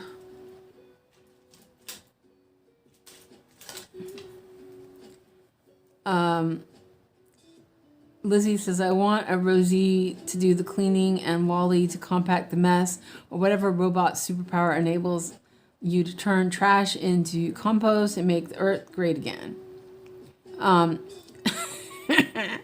Fred says, I'm an adult, arguably, but at least technically. Yeah, you know, I will say my friends are just priceless. I do bounce a lot of stuff off them. Usually it's projectiles, but you know.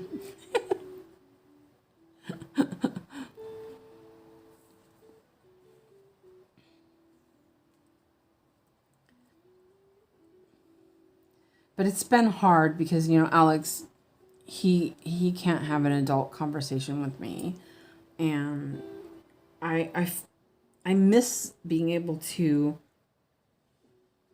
talk to somebody, and that's probably what's happened, kind of thing.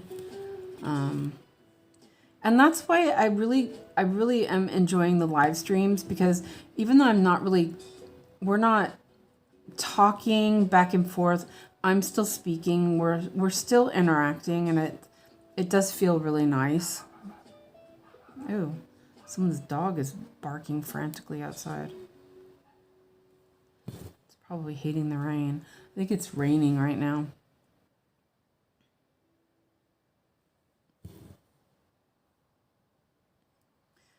And Fred says, I get it.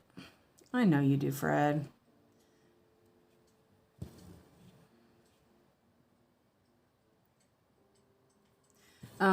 When I was still married to Alex's dad, when we were having a decent relationship still, I have a stitch here that I didn't mark, I guess.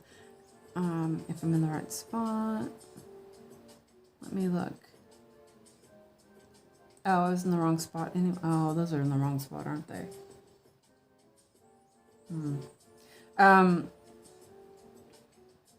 No, that's the right spot. This, I think that's wrong, or I didn't mark it. Whatever. We used to talk constantly. You know, we were. It wasn't like we weren't talking, but we were texting or like using. I think we used like MSN back then or something, or Google Talk. So we were constantly talking, even though like he was at work or whatever. And it was just like, it was nice because we were constantly talking. Okay, so this one, I'm just going to do that and end it. And that's something that kind of got lost when he became a little bit of an asshole. Lizzie says, I think that's why I like live streams. We can talk about hobbies that bring us together. Exactly. And we do talk about, you know, real life things. We discuss, you know, what's going on in the world, what we're going through. And I think that, you know, before, like I know when I was growing up, like my mom had a friend that every morning she would go after we went to school. My mom and her friend would, before they would do anything else, they would have coffee together.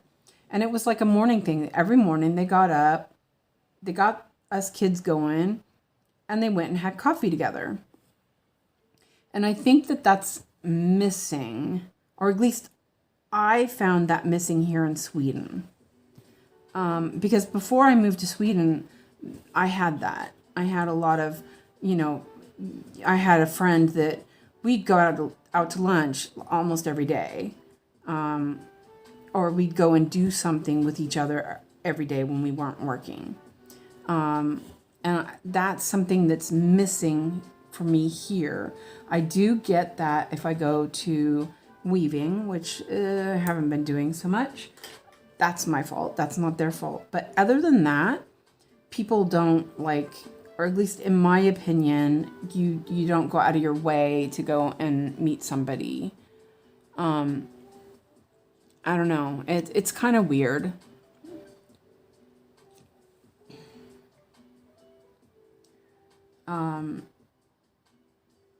Like Christina and I, when we were living closer together, we got together a lot and we did stuff like that. You know what I mean? Melon says, I get it too. I don't have a lot of adult friends, so I just talk to my fiance's ear off. I know, or hang out with you guys. Yeah, and that's the other thing. Here in Sweden, hold on a second, I'm going to take a drink real quick. Most people have lived, gone to school, and work in the same area that they grew up in. So they have bonded with people since childhood. And so Sweden is really difficult to get, you know what I mean? They tend to not look outside of their friend circle. I discovered the majority of my friends I had here in my area turned out to be fair weather friends. It's one of the reasons I'm looking forward to going back to New York with the only family I've left. Yeah, see, that's the other thing. Yeah, definitely. And also family is really important. And if you don't have any family, then, you know, you're missing that. So, and I said, I love living here in Sweden, but there are downsides to it. So, and that's majority of the downsides are the social aspects. So, I don't know. I mean, I kind of worked it out with going to weaving, and that works out pretty well. But those ladies are a lot older than I am as well, and so it's also not the same. They're not same age peers, which they're not going to understand the same things I do as a Gen Xer. These people are boomers, or I mean, we've got a lady in our weaving group she's like 95. She is so spry too. I cannot believe that she's as old as she is. I didn't even know it. So, there is that as well. I am going to make an executive decision on this stitch to stitch it and park it. Wait. She's super sweet though. She's just really, really a doll. She loves Alex too. She was so nice to Alex.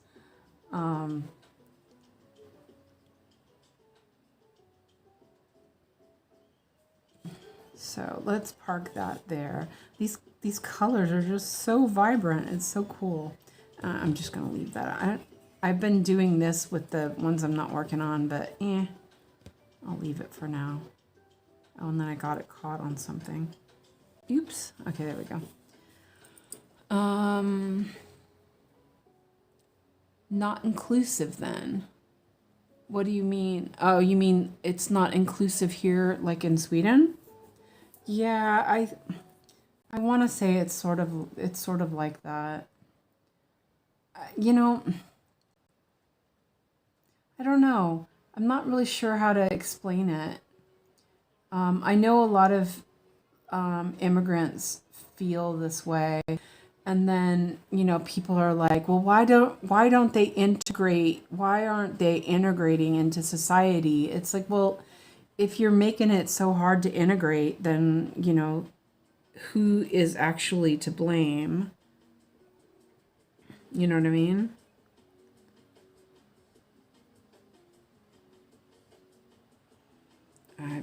There. Lizzie says, I found the older people are more reliable as friends than people my own age. It's only recently I've been making friends with people younger than me. And Leah says, but we've got each other and now the server. Exactly. I love it. I really do feel like we've got a really good group going. I mean, I may have borrowed some from Yogi, but I'm pretty happy with it. This is going over here. This is kind of a bit of a spread on this one, but you can really hear the rain today. This has got like a 3-point. There we go. Here's something I noticed. Like these ones that I parked down here, I'm not doing it like I hadn't done it like the Bluessu method, and those stitches were kind of like popping up because they're looser. So I think this is a good idea. 1, 2, and I think I'm going to end this thread because there aren't any more around it. I'm not going to bother parking it for that. That's that. Okay.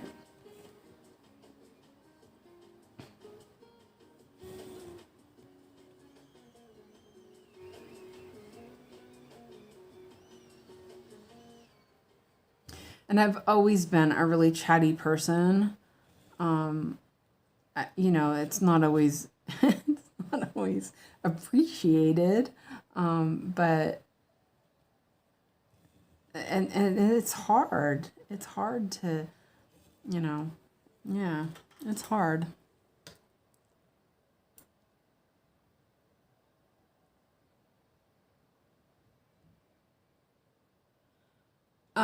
Actually, you bring up a good thing to talk about there.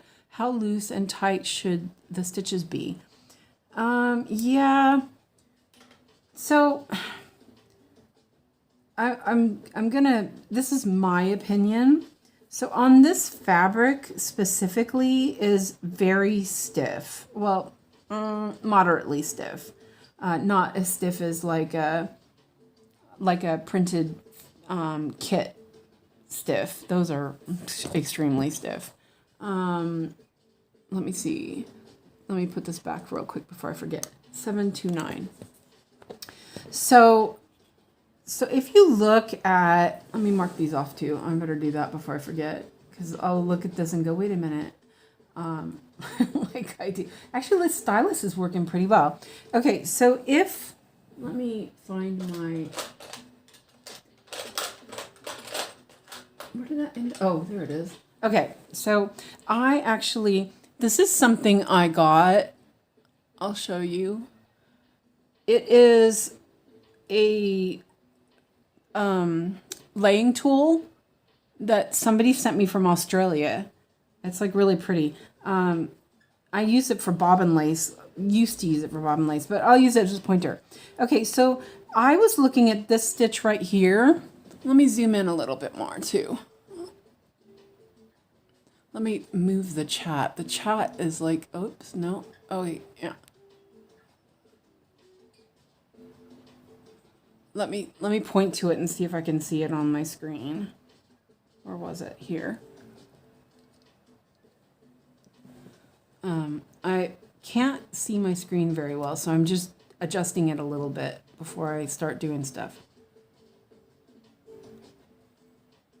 And it looks like I was not on the screen. So here. Okay, yeah, almost there. Okay, so if you look at this stitch right here, Fred, it is a little bit on the loose side. It's this one right here. So let me show you what it looked like when I was looking at it just a bit ago when I was parking. Oh, can I actually pull it out? It might be stuck more than I thought it was.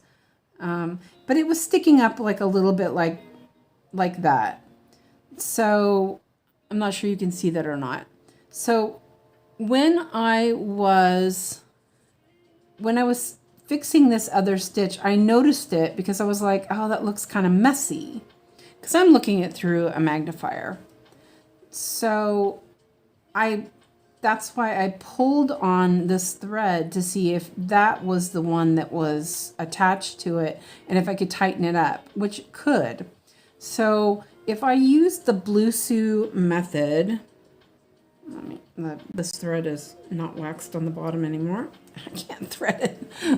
Hold on a second. Let me put a little bit of wax on the end. Okay, so if I do this parking method that Bluessu shows, right, this locks it down in a way that this won't pull up as easily. And you know, it will hold it better. And I think that it is a little more finicky to like park around them, but I think that the benefit of it will be better. So I kind of look at what the heck? Hold on a second. I hit something on the screen that I didn't want to hit. Let me zoom out a little bit more. See if I can see that. I want to make sure you guys can see again. Oh, come on. Oh, yay. Okay. I really need to figure out a better way of positioning this. Oh, that's zooming in. Okay, we'll zoom out again. Make sure you can see where I'm working. Okay, I think that looks pretty good. I wasn't as zoomed in as I was before. Okay, and then I got the, okay, it's fine. Maybe. Let me wait for YouTube to decide where I'm working here. Okay. So when I weave, I like my warp like super like stretched, like tight, sort of like you would think about when you're like when I talk about I like how my hoop is drum tight. It's the same idea with weaving, that I really like it super taut. And because for me, I find that for weaving, that if you have your warp tight enough that you're less likely to catch a thread and break it, or you know, like your shuttle. Sometimes shuttles can be old, you know, because the old ones are really nice. So an old shuttle might have like a little rough spot, and you'll hit a thread that's hanging, and it will break the thread, and then you have to get up. You have to mess around with the warp, fixing it. But if you have it really tight and your tension is really good from when you beam your warp, that doesn't happen very often unless your shuttle is really messed up. And then it'll still happen because, you know, you got your favorite shuttle and it's got a little rough spot. Ask me how I know. So I love your lisp every time you hit a thread. A thread. Oh my God. Yeah. My lisp is really bad. I didn't notice it being that bad until I started doing this. Well, anyway, so in my opinion, cross stitch is similar. So if I have loose tension in my hoop and I either pull my threads too hard or too loose, it will affect how the finished product looks. And if I have my hoop tight enough, I can pull my threads tighter to make them lay nicer. If it's really loose, then you have to be more careful about how you lay your threads, if that makes sense. Let me make sure I'm where I'm at. There. So there, I mean, that's sort of how I feel about it. I don't think everyone feels that way, and I'm sure that people, you know, I know people have looser tension on their fabric, and their stuff looks lovely. I know people who stitch in hand, and their stuff is lovely. But me personally, I kind of know how my stuff turns out if I don't have it how I like it. See, that one's still popping up. It's probably fat underneath there. What's that? Wait.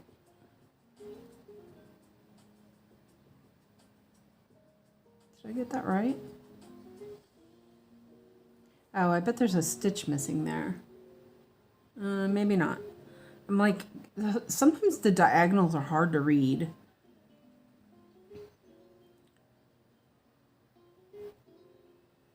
Okay, so there's a stitch missing. Oh, that's right. I think I messed that up. I think that's what it was. Okay. Yeah, I think there's a stitch missing. I think I put it in the lower part, and I made it a problem for next time, and now it's next time, if you know what I mean.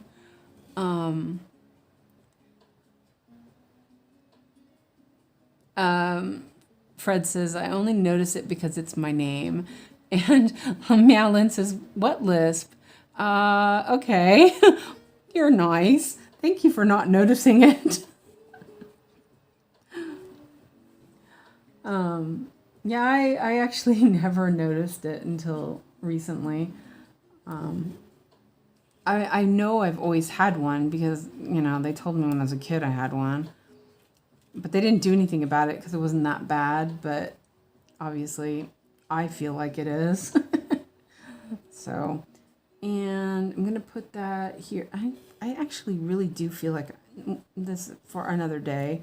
I might change and put numbers up at the top. I think it'll be easier to read it. So, there's that.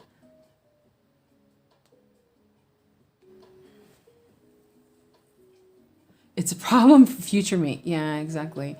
Fred says, most times I don't notice it at all, only on thread and only occasionally. It makes sense, was curious. It's a problem for me, future me. Yeah, I know. And also, it depends on how dry my mouth is. But I have noticed, because I am talking a lot, that after a stream, my magnifying glass looks like I've been spitting all over it. So yeah, it's kind of it's kind of funny. And so yeah. Okay. So I keep hitting my lamp. Oh, excuse me.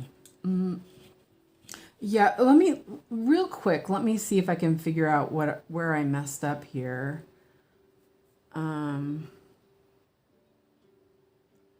That's there. Oh, it's this one right here. I wonder where I put that one instead. Let me double check that. Oh, okay, well, that's good. It's right down here. It's actually the one that was being bothersome. Oh, I put it in the wrong spot up there. That's why. Well, let me fix that really quick. Well, I'm not going to fix that other one, but I'll fix this one.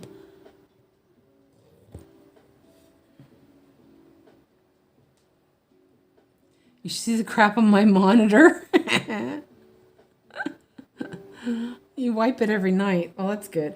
Yeah, I don't wipe my monitor off as often as I probably should. Okay, so it was right here. Not sure how I missed that, but I think, oh, I know why. This red thread was supposed to be black, and I stitched it in the wrong spot, and I was like, whatever. Like you do. Let's see, let me make sure I get that in the right spot. 1, 2, 1, 2, 3. Okay, so 1, 2, 1, 2, 1, 2, 3.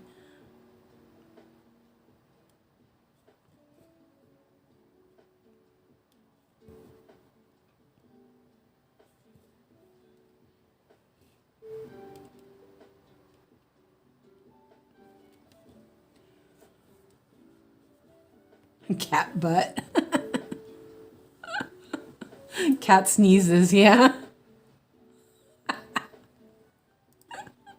Oh, I know. And you know, it's the worst is when they stick their butt in your face, you know? Sit on you. Yeah. Let's see. I'm skipping that one for now.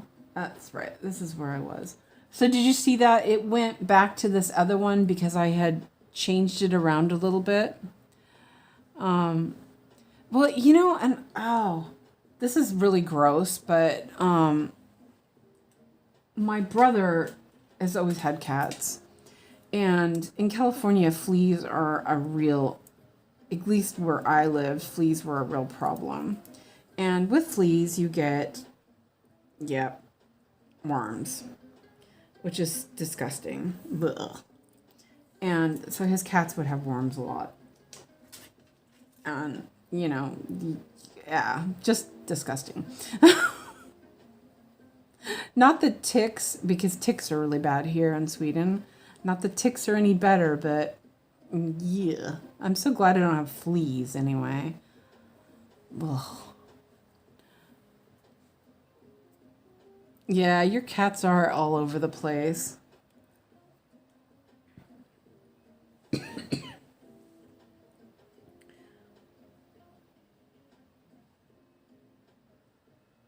And I used to have a long-haired collie, a rough collie, and then you have, you know, you have the stuff hanging off the dog's booty and stuff.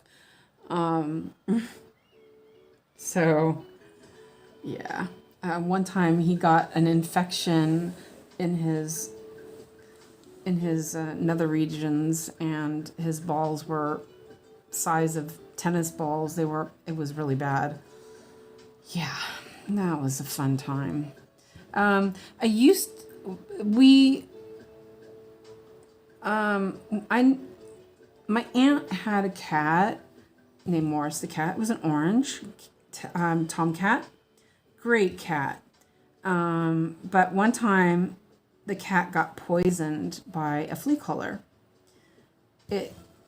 Morris had gotten the flea collar stuck in his mouth, and he got poisoned. I mean, luckily we were able to save him, but the flea collar poisoned him. So I never used flea collars on my cats or dogs. Well, my dog didn't need it because we don't have fleas here in Sweden, thankfully. But I would use like the drop stuff. I would buy because I had a rough collie. I had to buy a specific kind that was formulated for them because they're really sensitive. But they didn't. You know, they still brought the damn ticks in the house. It was gross. I hate ticks. And you know, yeah.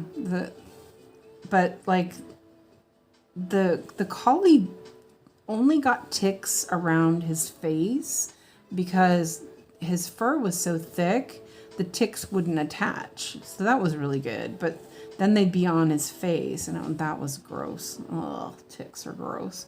Ugh, I hate it. Let's see. My nose is itchy now.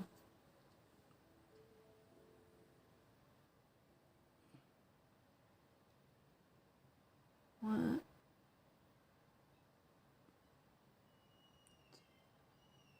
Okay, I was right. Sometimes the diagonal box is a little confusing. I really enjoy the working diagonal. Definitely like it. But I do find the box lines and the diagonal a bit confusing sometimes. So here I am going to, and this is where I'm going to go down for the half cross. I think it works better, and then up here. Yeah, okay. And this is for a future me to deal with, so I will put that here.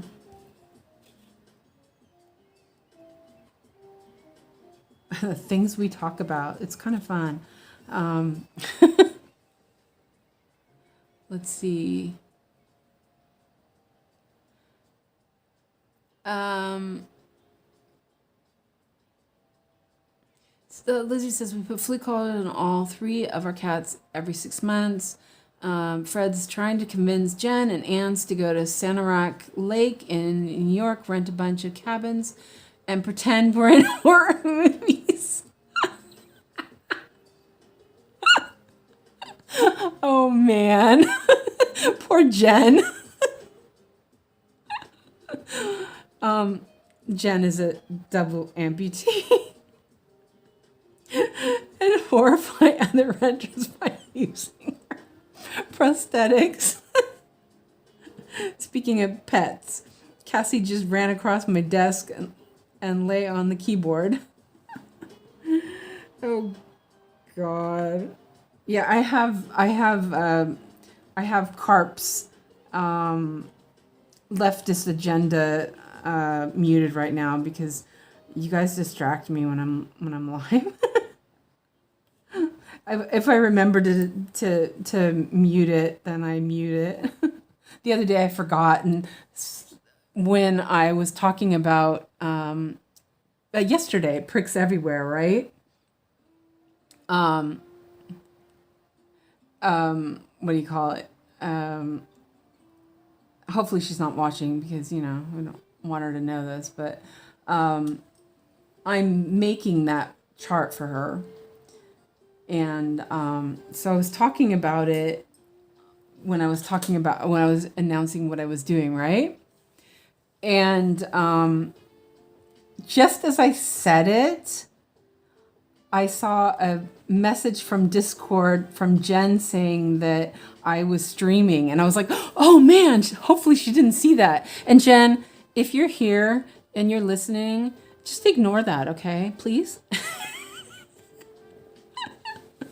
Jen once told me that Wayne would sometimes treat her as if she'd break or she was a burden. So I'm like, F that. We're gonna get all the benefits having prosthetics. Yeah, I know. God, you guys are something else. That's funny. Poor Jen. No, but she's good with that. She's all for it.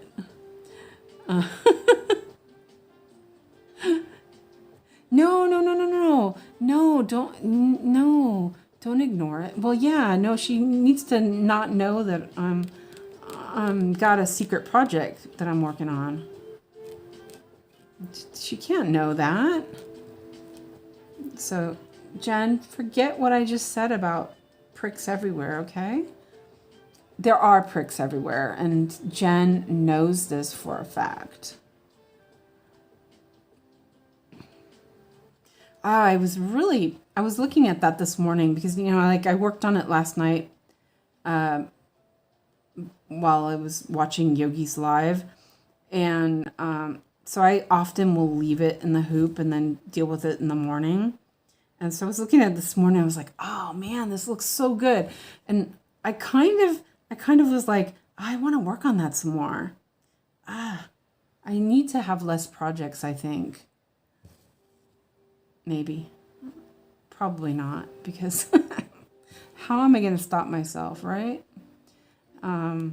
So, but then this one, I really like this one too. So it's not like I'm, you know, going to miss anything. I'm like, where am I?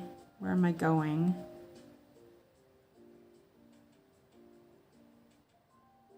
One, two, three. Okay.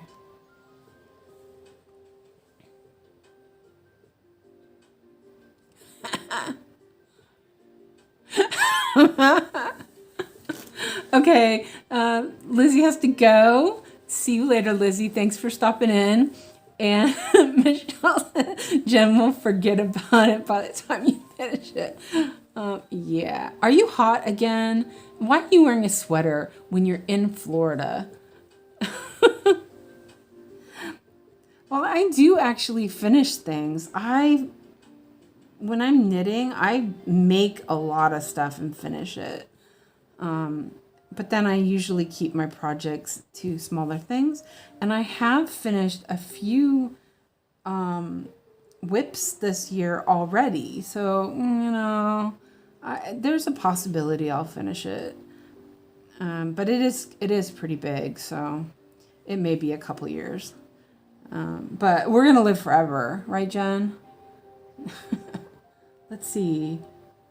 You know what? Nah. I'll do this one. Wait, where'd it go? Here it goes. I'll leave those other ones. They can stay there.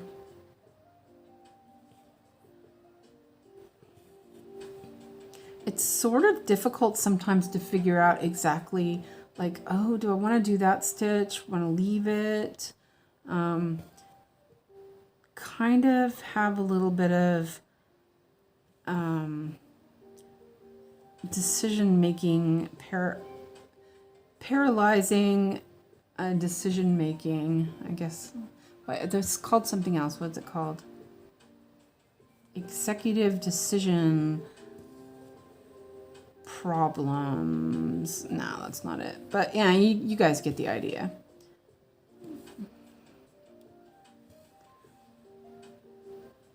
I do definitely have an issue with that. Deciding things.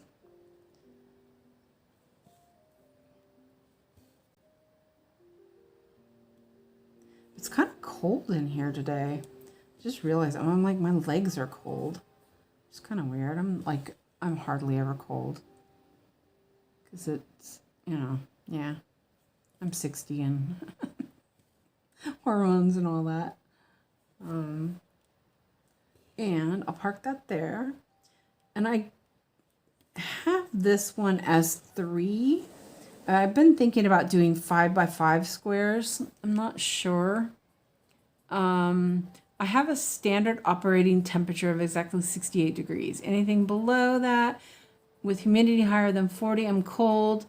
Anything warmer than that, I sweat. Decision fatigue. Yeah, that's it.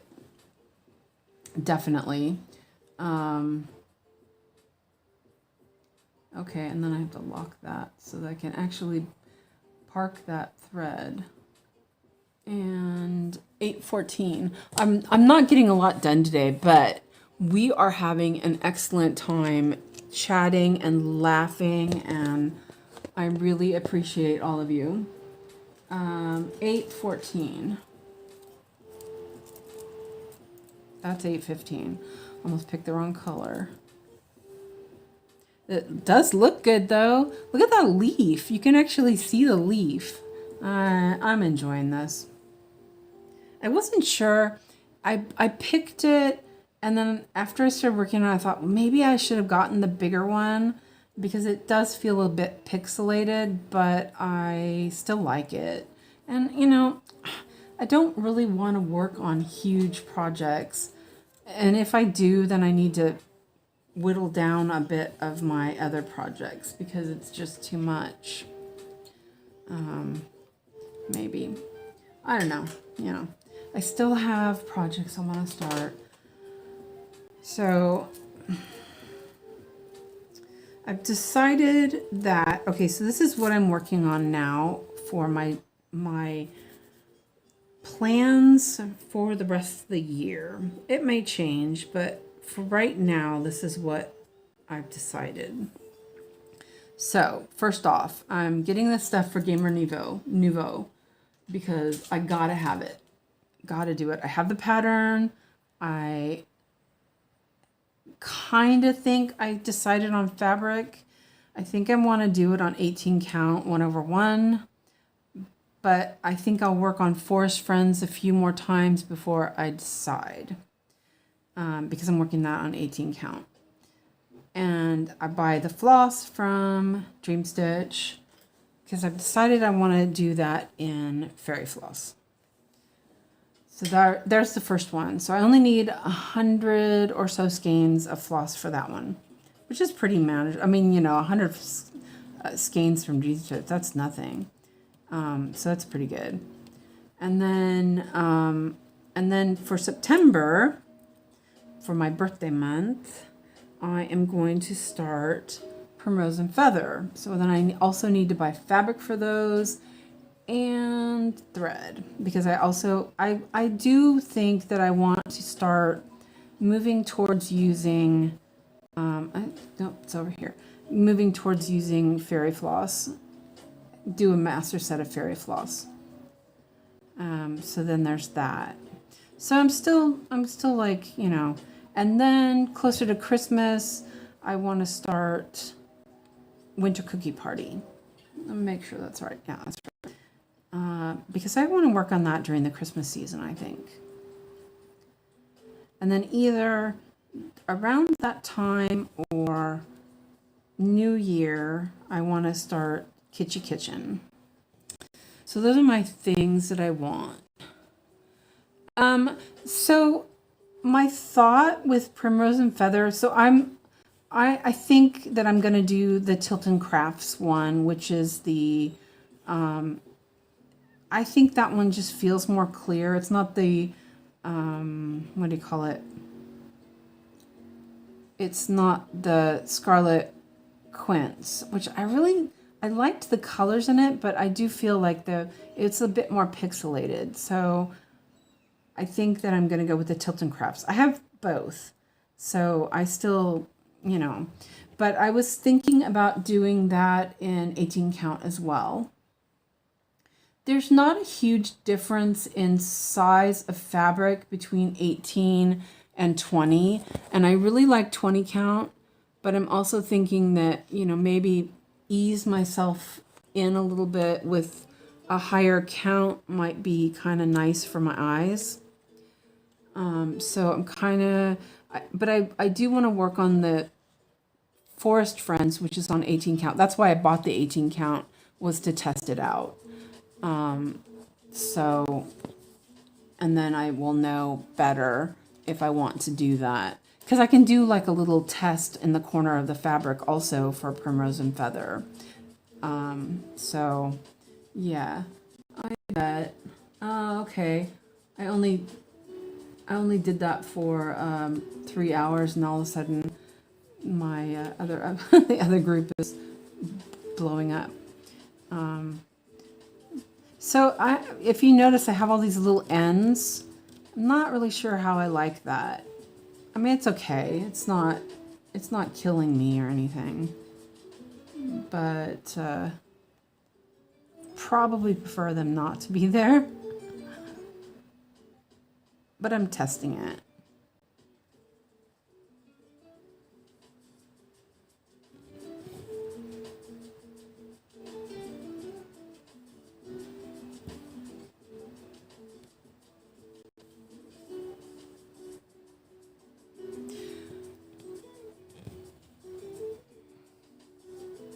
But I do have those written down. I actually wrote down the fabric size and count that I needed for that. I'm gonna park this up here. This is here, up here. Is this the one? Is that you, Fred?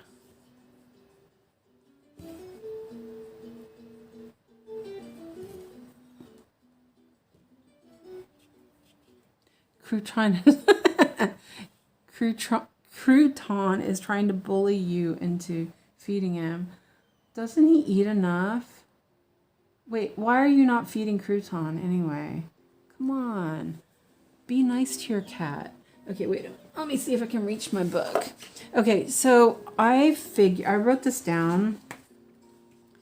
So Gamer Nouveau needs, for 18 count, I need 70 by 68 by 91.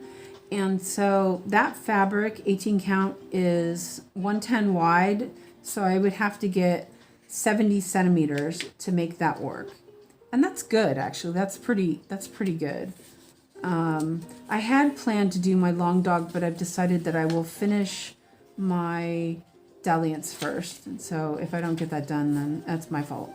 And Primrose, yeah, okay, this is it. Primrose and Feather are both 250 by 614. So for 18 count, I need a 52 centimeter by 103. So, you know, I would still have to get, I can squeeze that within 1 meter of 18 count, which is nice. That actually, I was pretty pleased with that. In the same, if I do 20 count, it's the same. I pretty much have to buy the same amount of fabric. And 1 meter of 18 count, I think is 40 crowns, which is approximately like $25-ish. Let's see. That's not that. That's that one. Here it is. I'm like, where am I? And this one, there's a bunch here, so I'm going to, hold on a second. I'm going to mute this because, ooh. I'm going to mute this Discord because Discord is on the computer on the other side of the room, and it's making a ton of noise, and so it's really bothering me. So I'm gonna mute it for now because I can't get up and go mute the computer. So let me do that. I muted it for 3 hours but I did it early and it's come now and it's making noise. I will read that later. Come on. Okay, so that's done with. I don't have to worry about that. Okay, so I'm going to do this.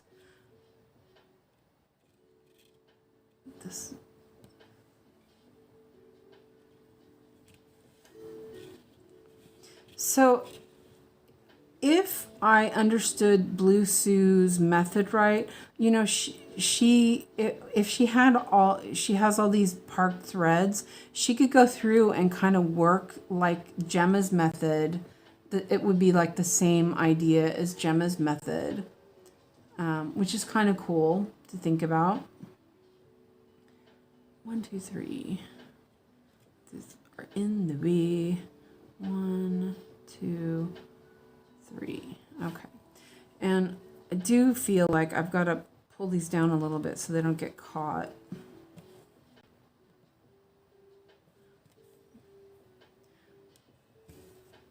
I'm doing that because this one right here, because then I will go over here and then I'll do this in the next. I'm pointing at my screen like an idiot. Sorry. Oh boy.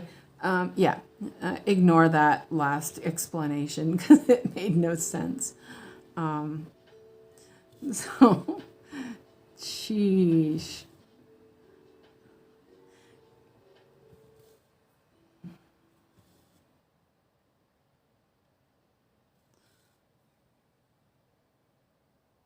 The Chilton Crafts one does not have blended threads. Yeah, Nikki says she gets so lost. I think that for me, Gemma's method, there's too much decision fatigue. It's too, like, I mean, yes, okay, you can decide to work only in one little section, but there's just, it's too much, you know. I really struggled with that because I really like the idea. I think it's good, but yeah, I really struggled with that. And this thread is kind of bothering me there, but that's okay.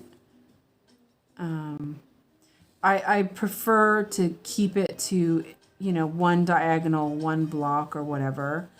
You know what? Actually, I am... now these threads are in the way. I don't like that. It's okay. See, I think I'd want to put them farther away, but then it's kind of not necessary because I already pin stitched them. So...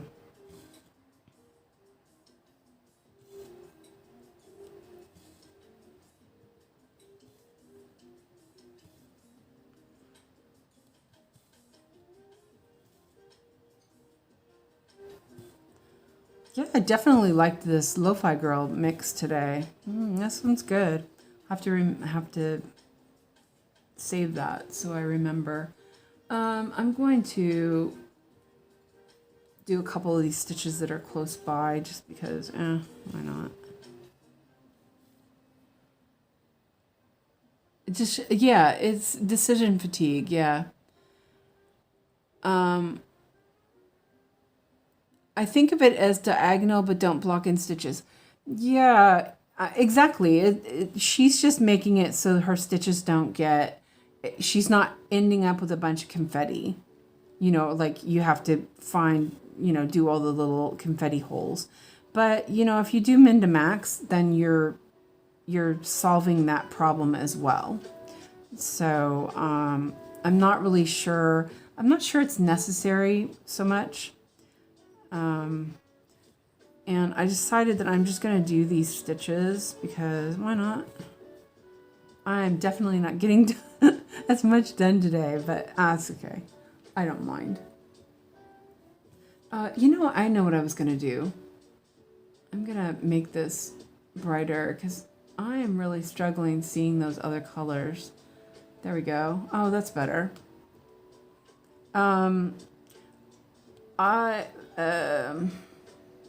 Malin, I can post a mock-up of the comparison of the Tilton Crafts to the Scarlet Quince Primrose and Feather if you're interested.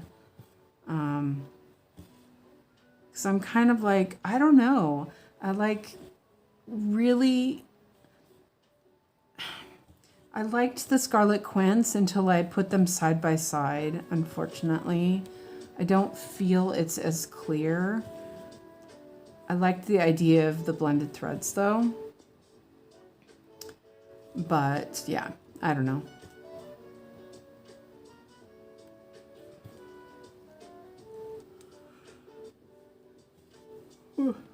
Yawning. What?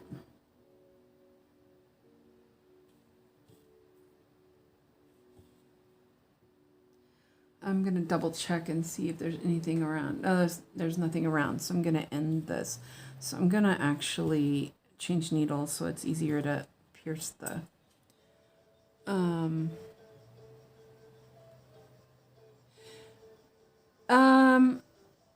So Melon says, I'll try out the Scarlet Quince on 18 count to compare it with yours. When are you planning to start again? September.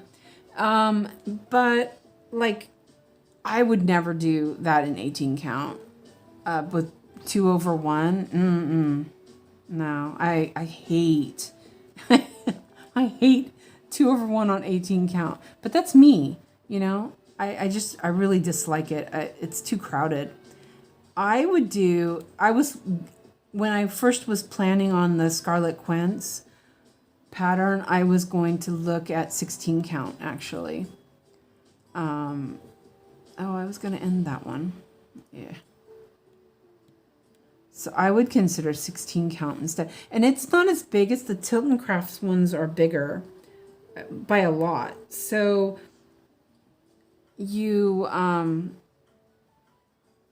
gonna, the size wise, you could do like a 14 or 16 count and not really have an issue with size, because it's not as big. I think it's like one something by 400. I think the Scarlet Quince. I have it written down. Hold on a second. I'll tell you, because I wrote them all down because I was like, I wonder what I should do about this. I'm gonna save this. No, I'm not. I'm looking at it going, no. Yeah, I do like the idea of the blended threads, but I'm like, I don't know. Yeah. Hold on a second, and I will check that real quick. I wrote it down. I actually rarely use notebooks, but I've been doing that for my patterns and stuff. Let's see if I wrote it down. I'm not sure. Oh, no, I didn't write it down. I only wrote down the Tilton Crafts one. Unless I put it somewhere else in my book. No, I didn't. Yeah, no, I guess I didn't write it down. Never mind. But I can go out and look at it real quick. So the Tilton Craft Primrose and Feather are 250 by 614. And the Scarlet Quince is 166 by 421. So there's a quite a big size difference as well. If you think about it that way. I don't know if that matters to you or not. I liked the idea of it being smaller as well, but I don't know. I still have a couple of, well, I don't have that long to wait. Because if I need to order floss, I need to do it soon enough so I can start on my birthday. And they're 211 or 911. Oh, that's good. It's long. Mylan says I saw Adam Hart cross stitch working on Scarlet Quince. I'll go and see if she made any progress to see if I can deal with the pixelated quality. Yeah, and that's where I got the idea of the Scarlet Quince pattern, was after she had a newish video that she did on blended threads. And that's where I saw Topaz. She was working on Topaz. I was like, OMG. And I was just like totally fascinated. But then, wait, that's wrong. What? I messed up again. Okay. Wait a minute. How did I do that? Oh, I counted wrong. Hold on. Let me see where this stitch is real quick.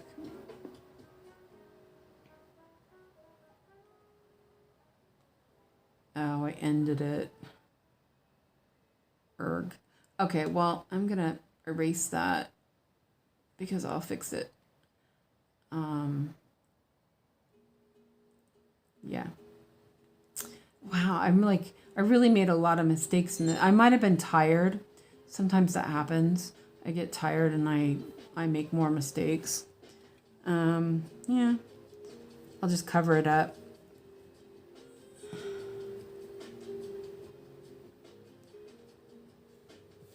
But because I had seen her pattern or her, what she had worked on, I was like, that doesn't look too bad.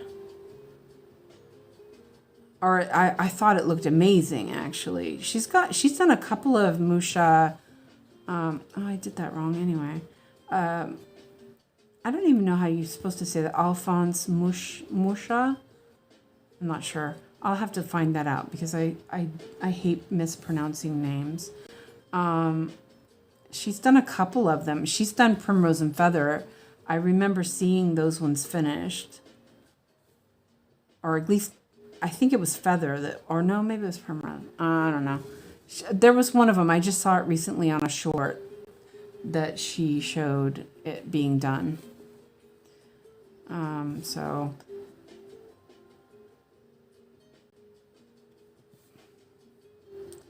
But her video on dealing with blended threads was really good. That's what gave me the idea of doing the diagonal pin stitch. So that was good. I learned something from it.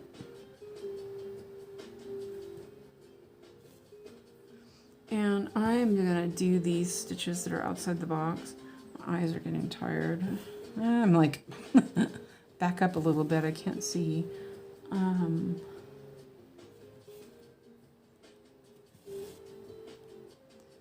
But yeah, check it out and let me know what you think about that. And I'll post the mock-ups that I have of the 3 different patterns. I don't have feather, Scarlet Quince feather, but I have both of them from Tilton Crafts.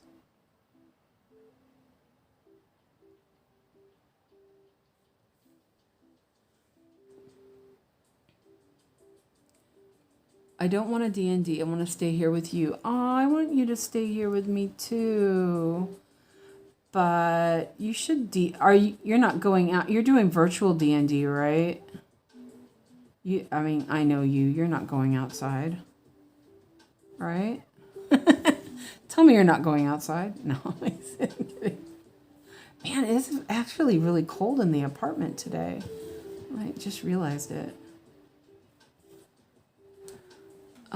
Yeah, so, Nikki, I want to say, I don't mind this hoop so much. It is a little squishier, but like I'm telling you, I haven't really even noticed that much. So after I've been stitching it for a while, I haven't really noticed it. So that's kind of a win. That's nice. And it's not too hard to get it in and out. So that's actually, oh, I missed a stitch. Oh, okay. Well, I'll leave it for next time. I just noticed that one up there. It's locked. Oh, well, it's a worry for next time. It's too freaking hot outside. The sun is evil and it burns. I know. It's Florida, man. I move that down a little bit over to the side. Okay. It's looking pretty good. Oh, you can see the flower all of a sudden. I just noticed that. Okay. Sidetracked. I am easily sidetracked. These are out there. That's up there. So I have 3 colors left. That's not too bad. Let's see. 919. 919. And I have one. Woohoo. It's probably short though. Oh, no, it wasn't. Wow. Imagine that. I do notice the bounces a lot. I've been like having a bit of a bouncy issue here.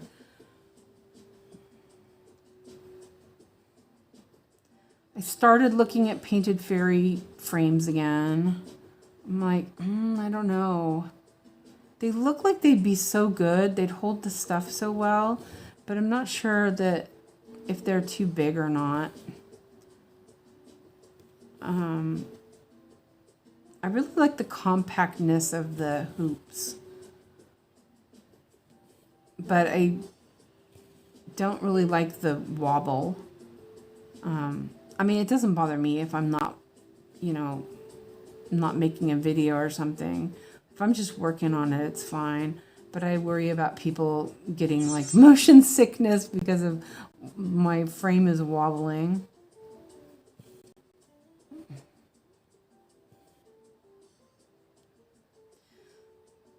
So here's something that I will consider here now is I have 2 options where I could park. Let me take the box away for a second. So I can park here. Well, not there. That's the... It just... Oh, seriously. When you want to park and it parks... So I could park it here or I could park it here. But my thought process is that I won't park it here because I'll work on this one here faster than I will on the bottom one. So I'm going to park it there. Does that make sense? Kind of wondering.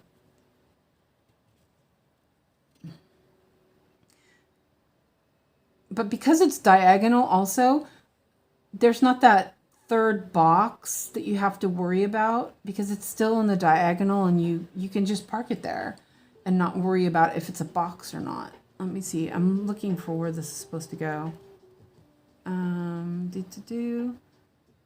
Yeah, okay.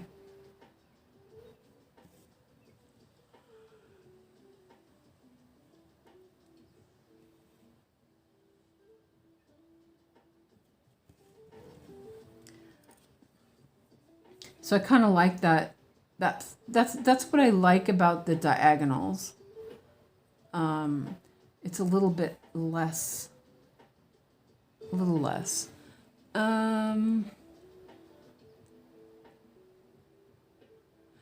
Nikki says, nice. I love it because switch projects a lot, and I just let the extra fabric hang usually around my lap. Pretty colors. Been loving the bright colors lately too. Yeah, I know. It's awesome. Nikki, you know something that I figured out from Yogi was how to wrap my fabric around the hoop.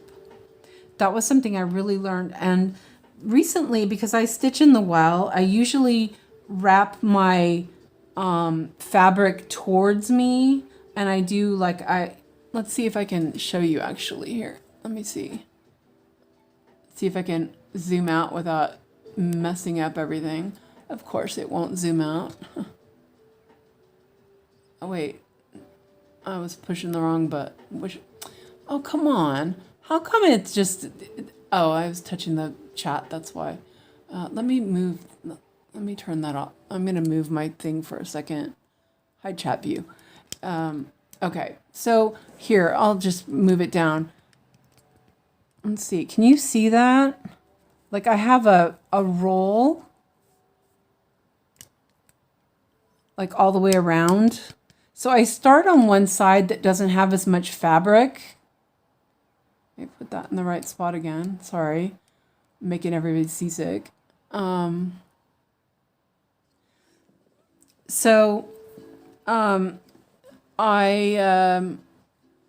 start on the side that doesn't have as much fabric, and I roll the fabric towards, well, now I roll it towards the back since I stitch in the well. And then I have one of these things. I have a bunch of them. Or you could use, I know I've seen people like Yogi uses hair clips. You can just put it on the side, and I find that it keeps it out of the way. If the fabric is really, there's a lot of fabric. I have some, let me see if I have one in here. No, it's on the other side. I have a bunch of cloth bags that I bought from Amazon that I just stuff the ends in there. I learned that from Yogi. I'm like, seriously, she's pretty good about stuff. I learned so much from her live stream. So let's see, 936. I didn't have that one.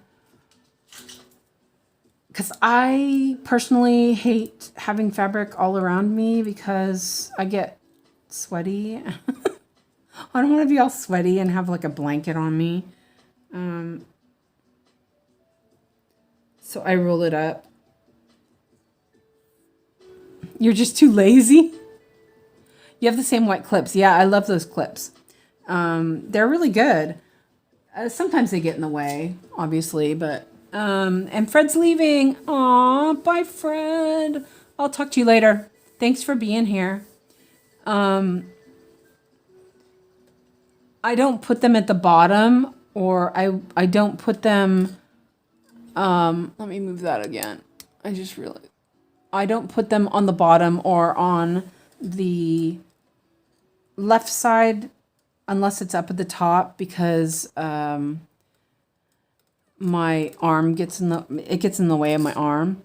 I've tried the ribbon, but it just didn't work for me. It was just the ribbons would hang down and they'd like tickle my arm, and it would be irritating.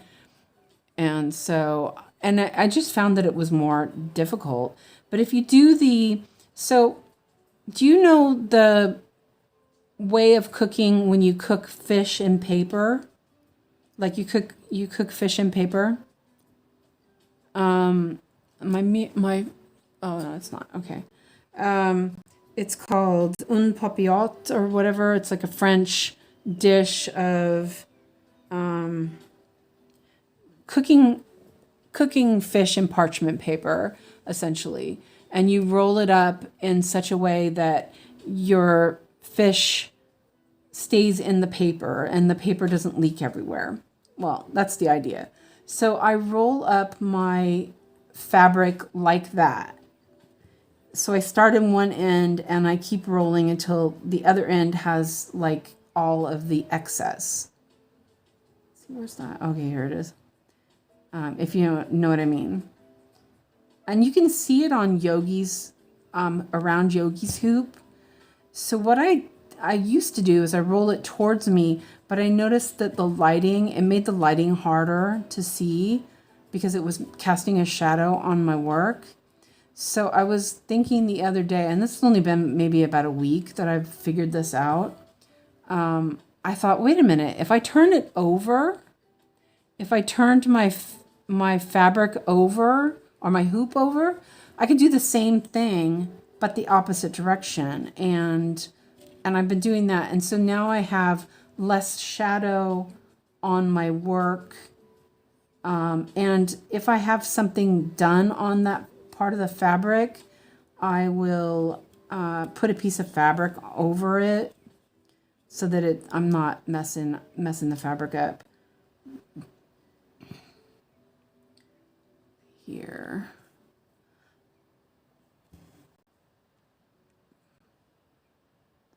I don't know if that makes sense. I'm like kind of babbling.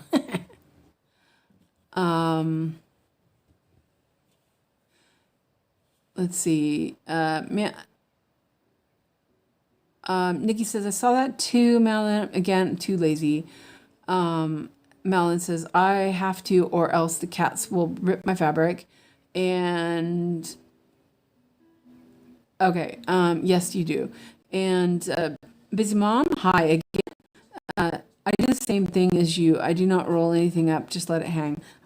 I'm like, can't do it. I can't do it. And sometimes I will let it hang, but most of the time I have to have it up off my lap or I get irritated. 946. But like I've learned, if I am, for example, working on something with linen, I can't have it hanging on me because I'm allergic to linen. I can work with the linen as long as, like, if I rest my hand on the edge, my arm will break out. It's really bad. I love linen. It hates me though. So I often actually, when I work on linen, I roll up the fabric and I lay a piece of fabric over it so my hand's not resting on it, because it itches like crazy. I'm like,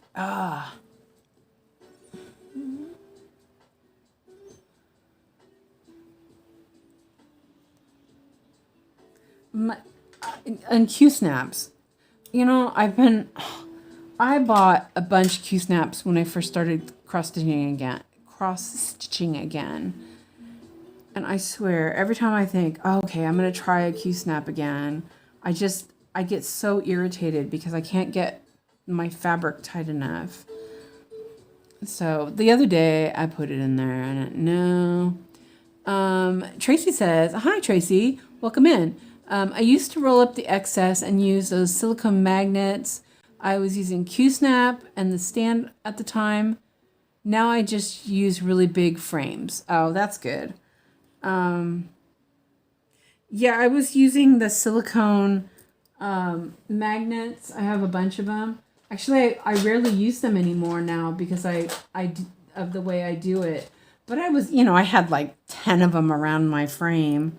But I don't need to now, so it works out. Oh, yawning. Sorry. I'm like, oh. Oh, and I told myself today, I said that I would maybe only I would stop at 6:30. I just looked at the time. It's 6:40. So I'm not stopping at 6:30, by the way. Oh, you have a frame similar to the Painted Fairy one.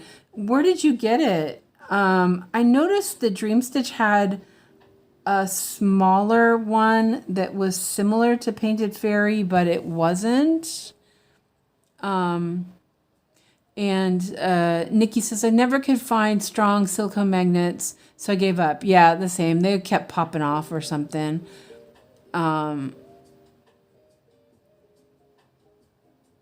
And Tracy says, I've seen some Asian floss tubers with it.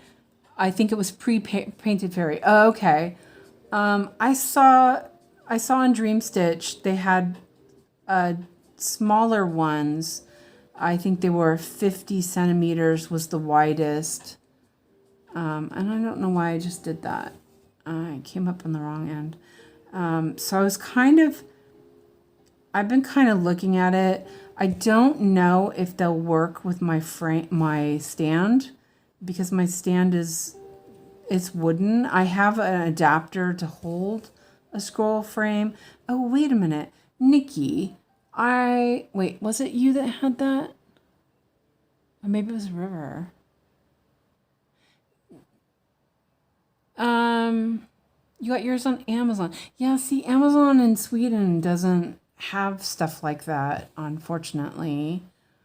Maybe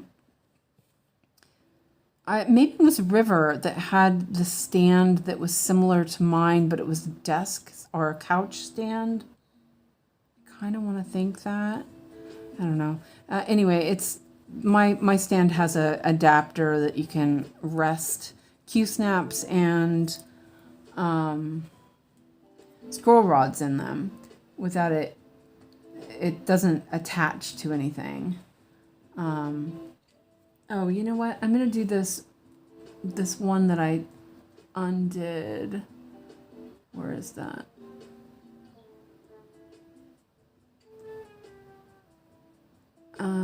I'm just looking for that.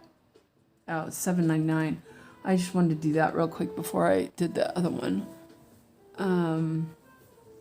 Nikki says, I have an almanac, but I have to use it in my lap or something. I don't use them.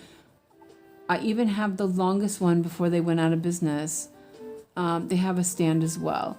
Yeah, my problem is, okay, so I am really tall. That is, definitely I'm a giant. Well, not really. I've shrunk a little bit, so I'm not super giant anymore. But I'm 5'11". So, but I have an extra vertebrae in my back, which means that my body length is that of a person who is probably more like 6'2" to 6'3". So when I sit at a table or a desk, and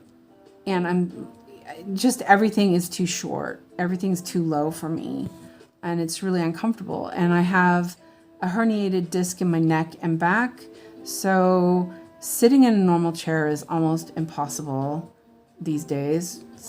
It's gotten worse. And if my frame isn't up high enough, I get a sore neck. So when I was looking at those Painted Fairy frames, I kind of thought that you had to have them flat. They were flatter than I could work. But I'm not really so sure anymore. So this is something I have to look into a little bit more. So on my frame, on my, not my frame, my stand, I have my hoop like up, it's up high enough that it's in front of my face. So I have my magnifier like vertical and it's in front of my face. Then my hoop is right behind it vertically, nearly vertically. It's like at a 20-degree angle. So that I don't have to hunch over. And I think that because I had a little, what do you call it? I had a little holder for my hoop, or not my hoop, my scroll frames that attached to the table, and I couldn't use it. Okay, so Tracy says the painted fairy frames tilt as much as you want. Ah, that's nice. Do you know how high up they go? Like, you know, like if they're kind of, yeah, if it would work for a tall person. Like I just bought a new chair, a new desk chair, and I have to adjust it to the lowest setting to be able to see and, you know, sit at the desk. It's like just crazy. So tall. And just think, Alex is even taller than me. That boy is so tall.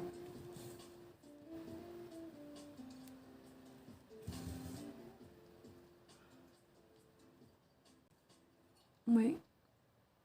I'm going to put my ballpoint needle. Oh, dropped a needle. The hoop caught it. Nice.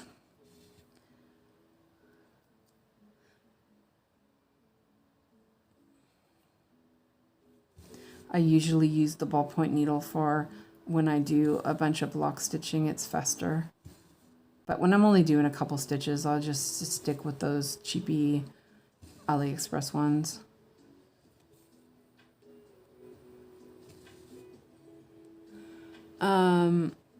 I saw they adjust up and down as well. I'm not sure how high.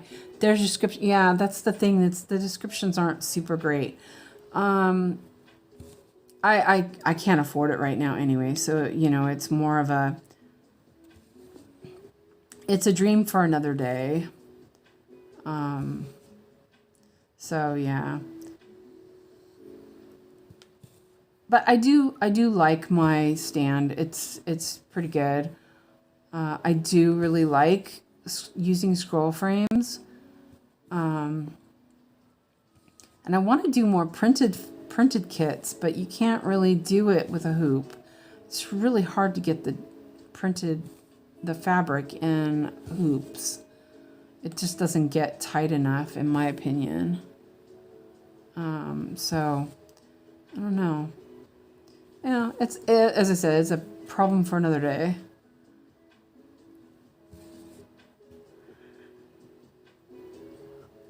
Okay, so I'm gonna finish up this diagonal square. I think I only did 3, but they were almost all completely done. That's kind of bad. But we had fun, right? And I just pulled up a thread. Oops.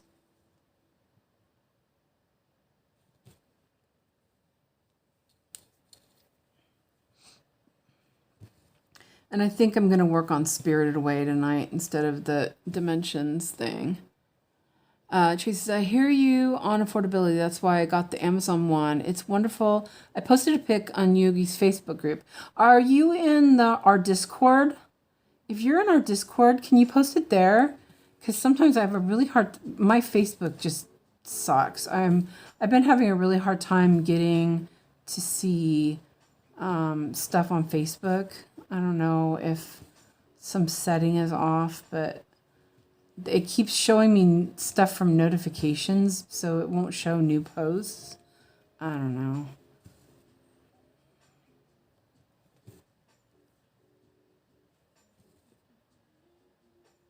Did it have a, like when you ordered it from Amazon, did it have a brand name? I might be able to search for it with that. I know they have some metal ones on AliExpress too. You know, I think if you can post it anywhere, it's okay. If it's something you have your work in progress, you can put it in whips. There's a bunch of different places. Just pick one of the places in the cross tube or the cross stitch one. I think that would be best. And no big deal. It's pretty good. And if it's not in the right spot, no big deal. Happens all the time. Just ask Fred. Fred, we'll be chatting, and we have another Discord group called Carp's Leftist Agenda. Carp's being me. My screen name on the place where we play is called Carpern. So I'm an immortal at the game that we play. And a lot of times I get crap for catching people doing bad things. And there was this guy who decided that I was a nasty liberal. Little did he know that I definitely am. I was like, little do you know. So Fred made the group. Let me double check this real quick. I think I messed up.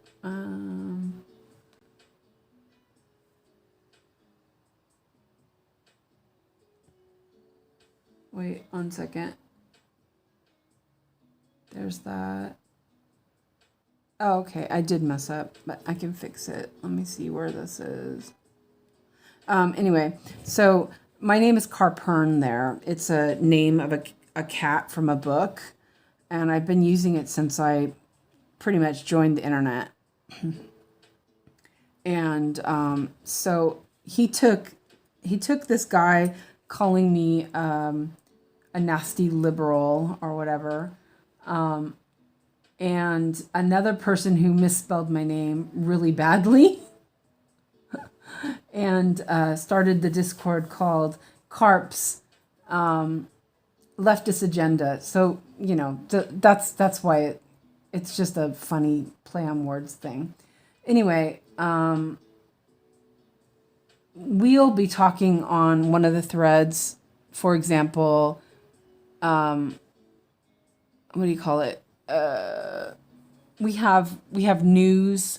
We have general, we have, you know, stuff like that. And, okay, good. You, what am I saying? I can't even.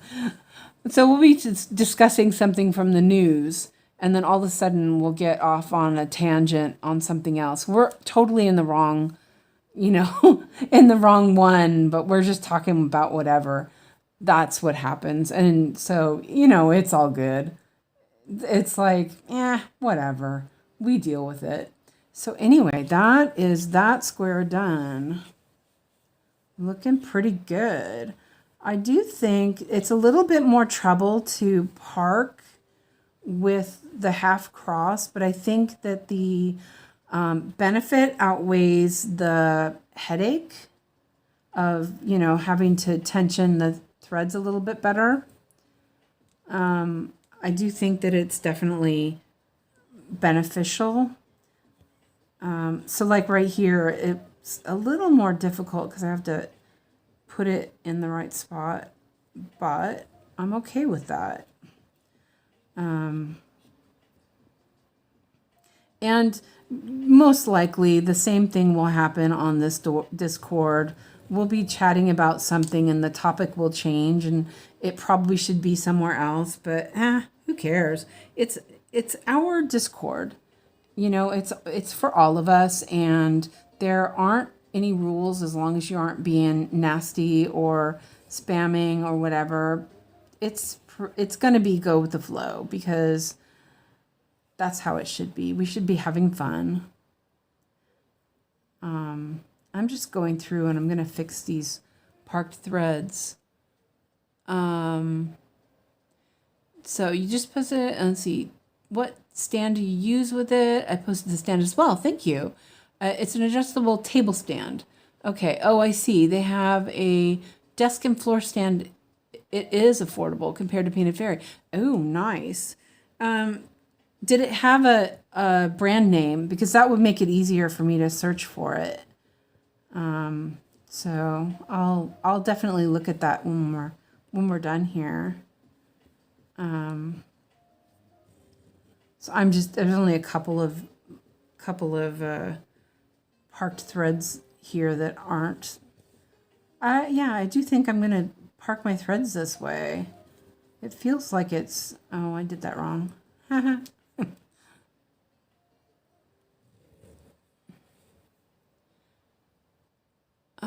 The brand name is Yuga Couple Embroidery. Oh, you know what? I think I did see that on AliExpress. So for me, AliExpress often has the same stuff as Amazon. And it can be cheaper from AliExpress. So I'll check both. The Canadian version. Okay. Yeah, I'll look on, the Swedish Amazon is fairly new. It's it's maybe the last 5 years or something.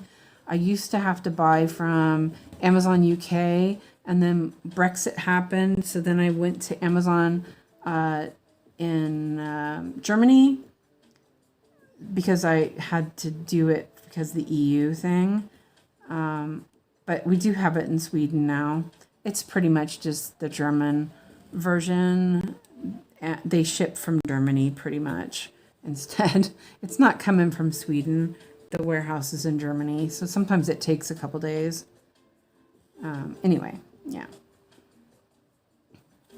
Okay. Yeah, I think I'm gonna try this parking a little bit more. And so I did do her little idea a bit with the end threads. So it does feel a bit messy, but I think that I'm not pulling the threads up when I stitch the little ends, and I probably could cut them off. Maybe after this square, I could cut them off. So you know what? We can look on the other side.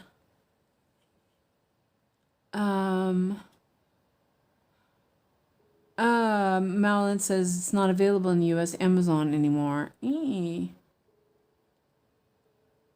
The frames are a tad finicky, but once you figure it out, they're drum tight. Yeah, see, that's what I want. I want it to be drum tight.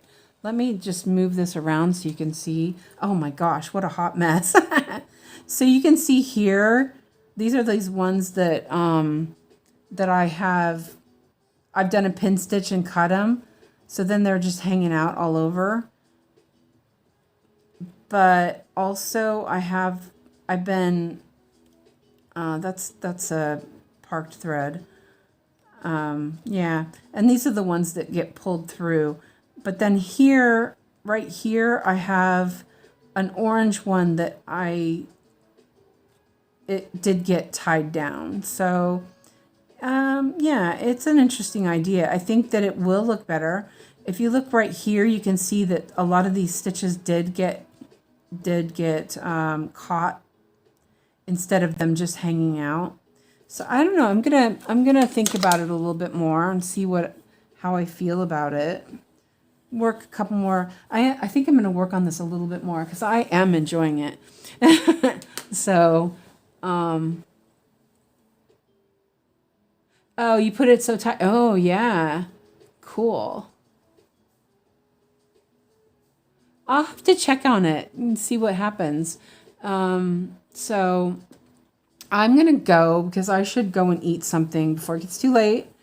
And I don't know. I know Yogi's going to do the dimension Sal, but I'm kind of considering just working on Spirited Away or continue on here. I don't want to ignore Spirited Away, but then I'm kind of in the zone on this, so I may just neglect it. I don't know. We'll see what happens.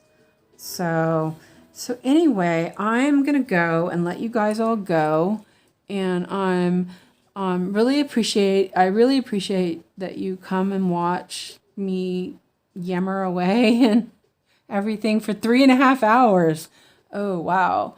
But it's fun and I'm enjoying it. So we will see how it goes. Oh yeah, we'll see how much I did. I didn't make my 500 anyway. 144. Oh, that's so bad. Oh dear, I was talking too much. So 144, 44 stitches an hour. That's sad. Yeah. But you know, we had fun, and yeah, I have a 500 goal, but obviously that's not happening. Oh, I gotta spin the wheel. Are you guys ready for me to spin? I think that, let's see. I have my non-full coverage and my full coverage. So let's do it. Let's do it. Okay. Let's do it. We'll do it. So here is, let me do this also. Let me undo this and full screen. Okay, are we ready? Okay, so here's the non-full coverage, and I'll put a poll again. That was really fun. I really like this. It's fun. And howls. Okay, so we've got howls. Oh, and that one's so beautiful. Oosh, this is gonna be hard. Okay, and then for full coverage, so howls is considered full coverage, so it's a good one for the stream. Oh wait, why is the Golden Gate Bridge back? Oh wait, yeah, that's right. Neko Hotel. Oh, that's difficult. Okay, so I'll put a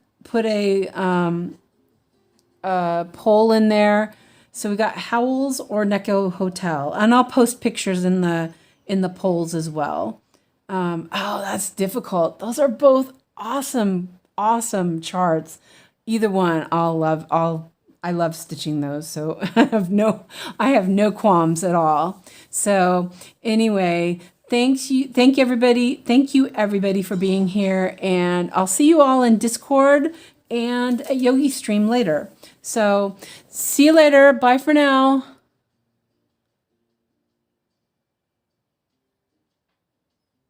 Okay, it's tired.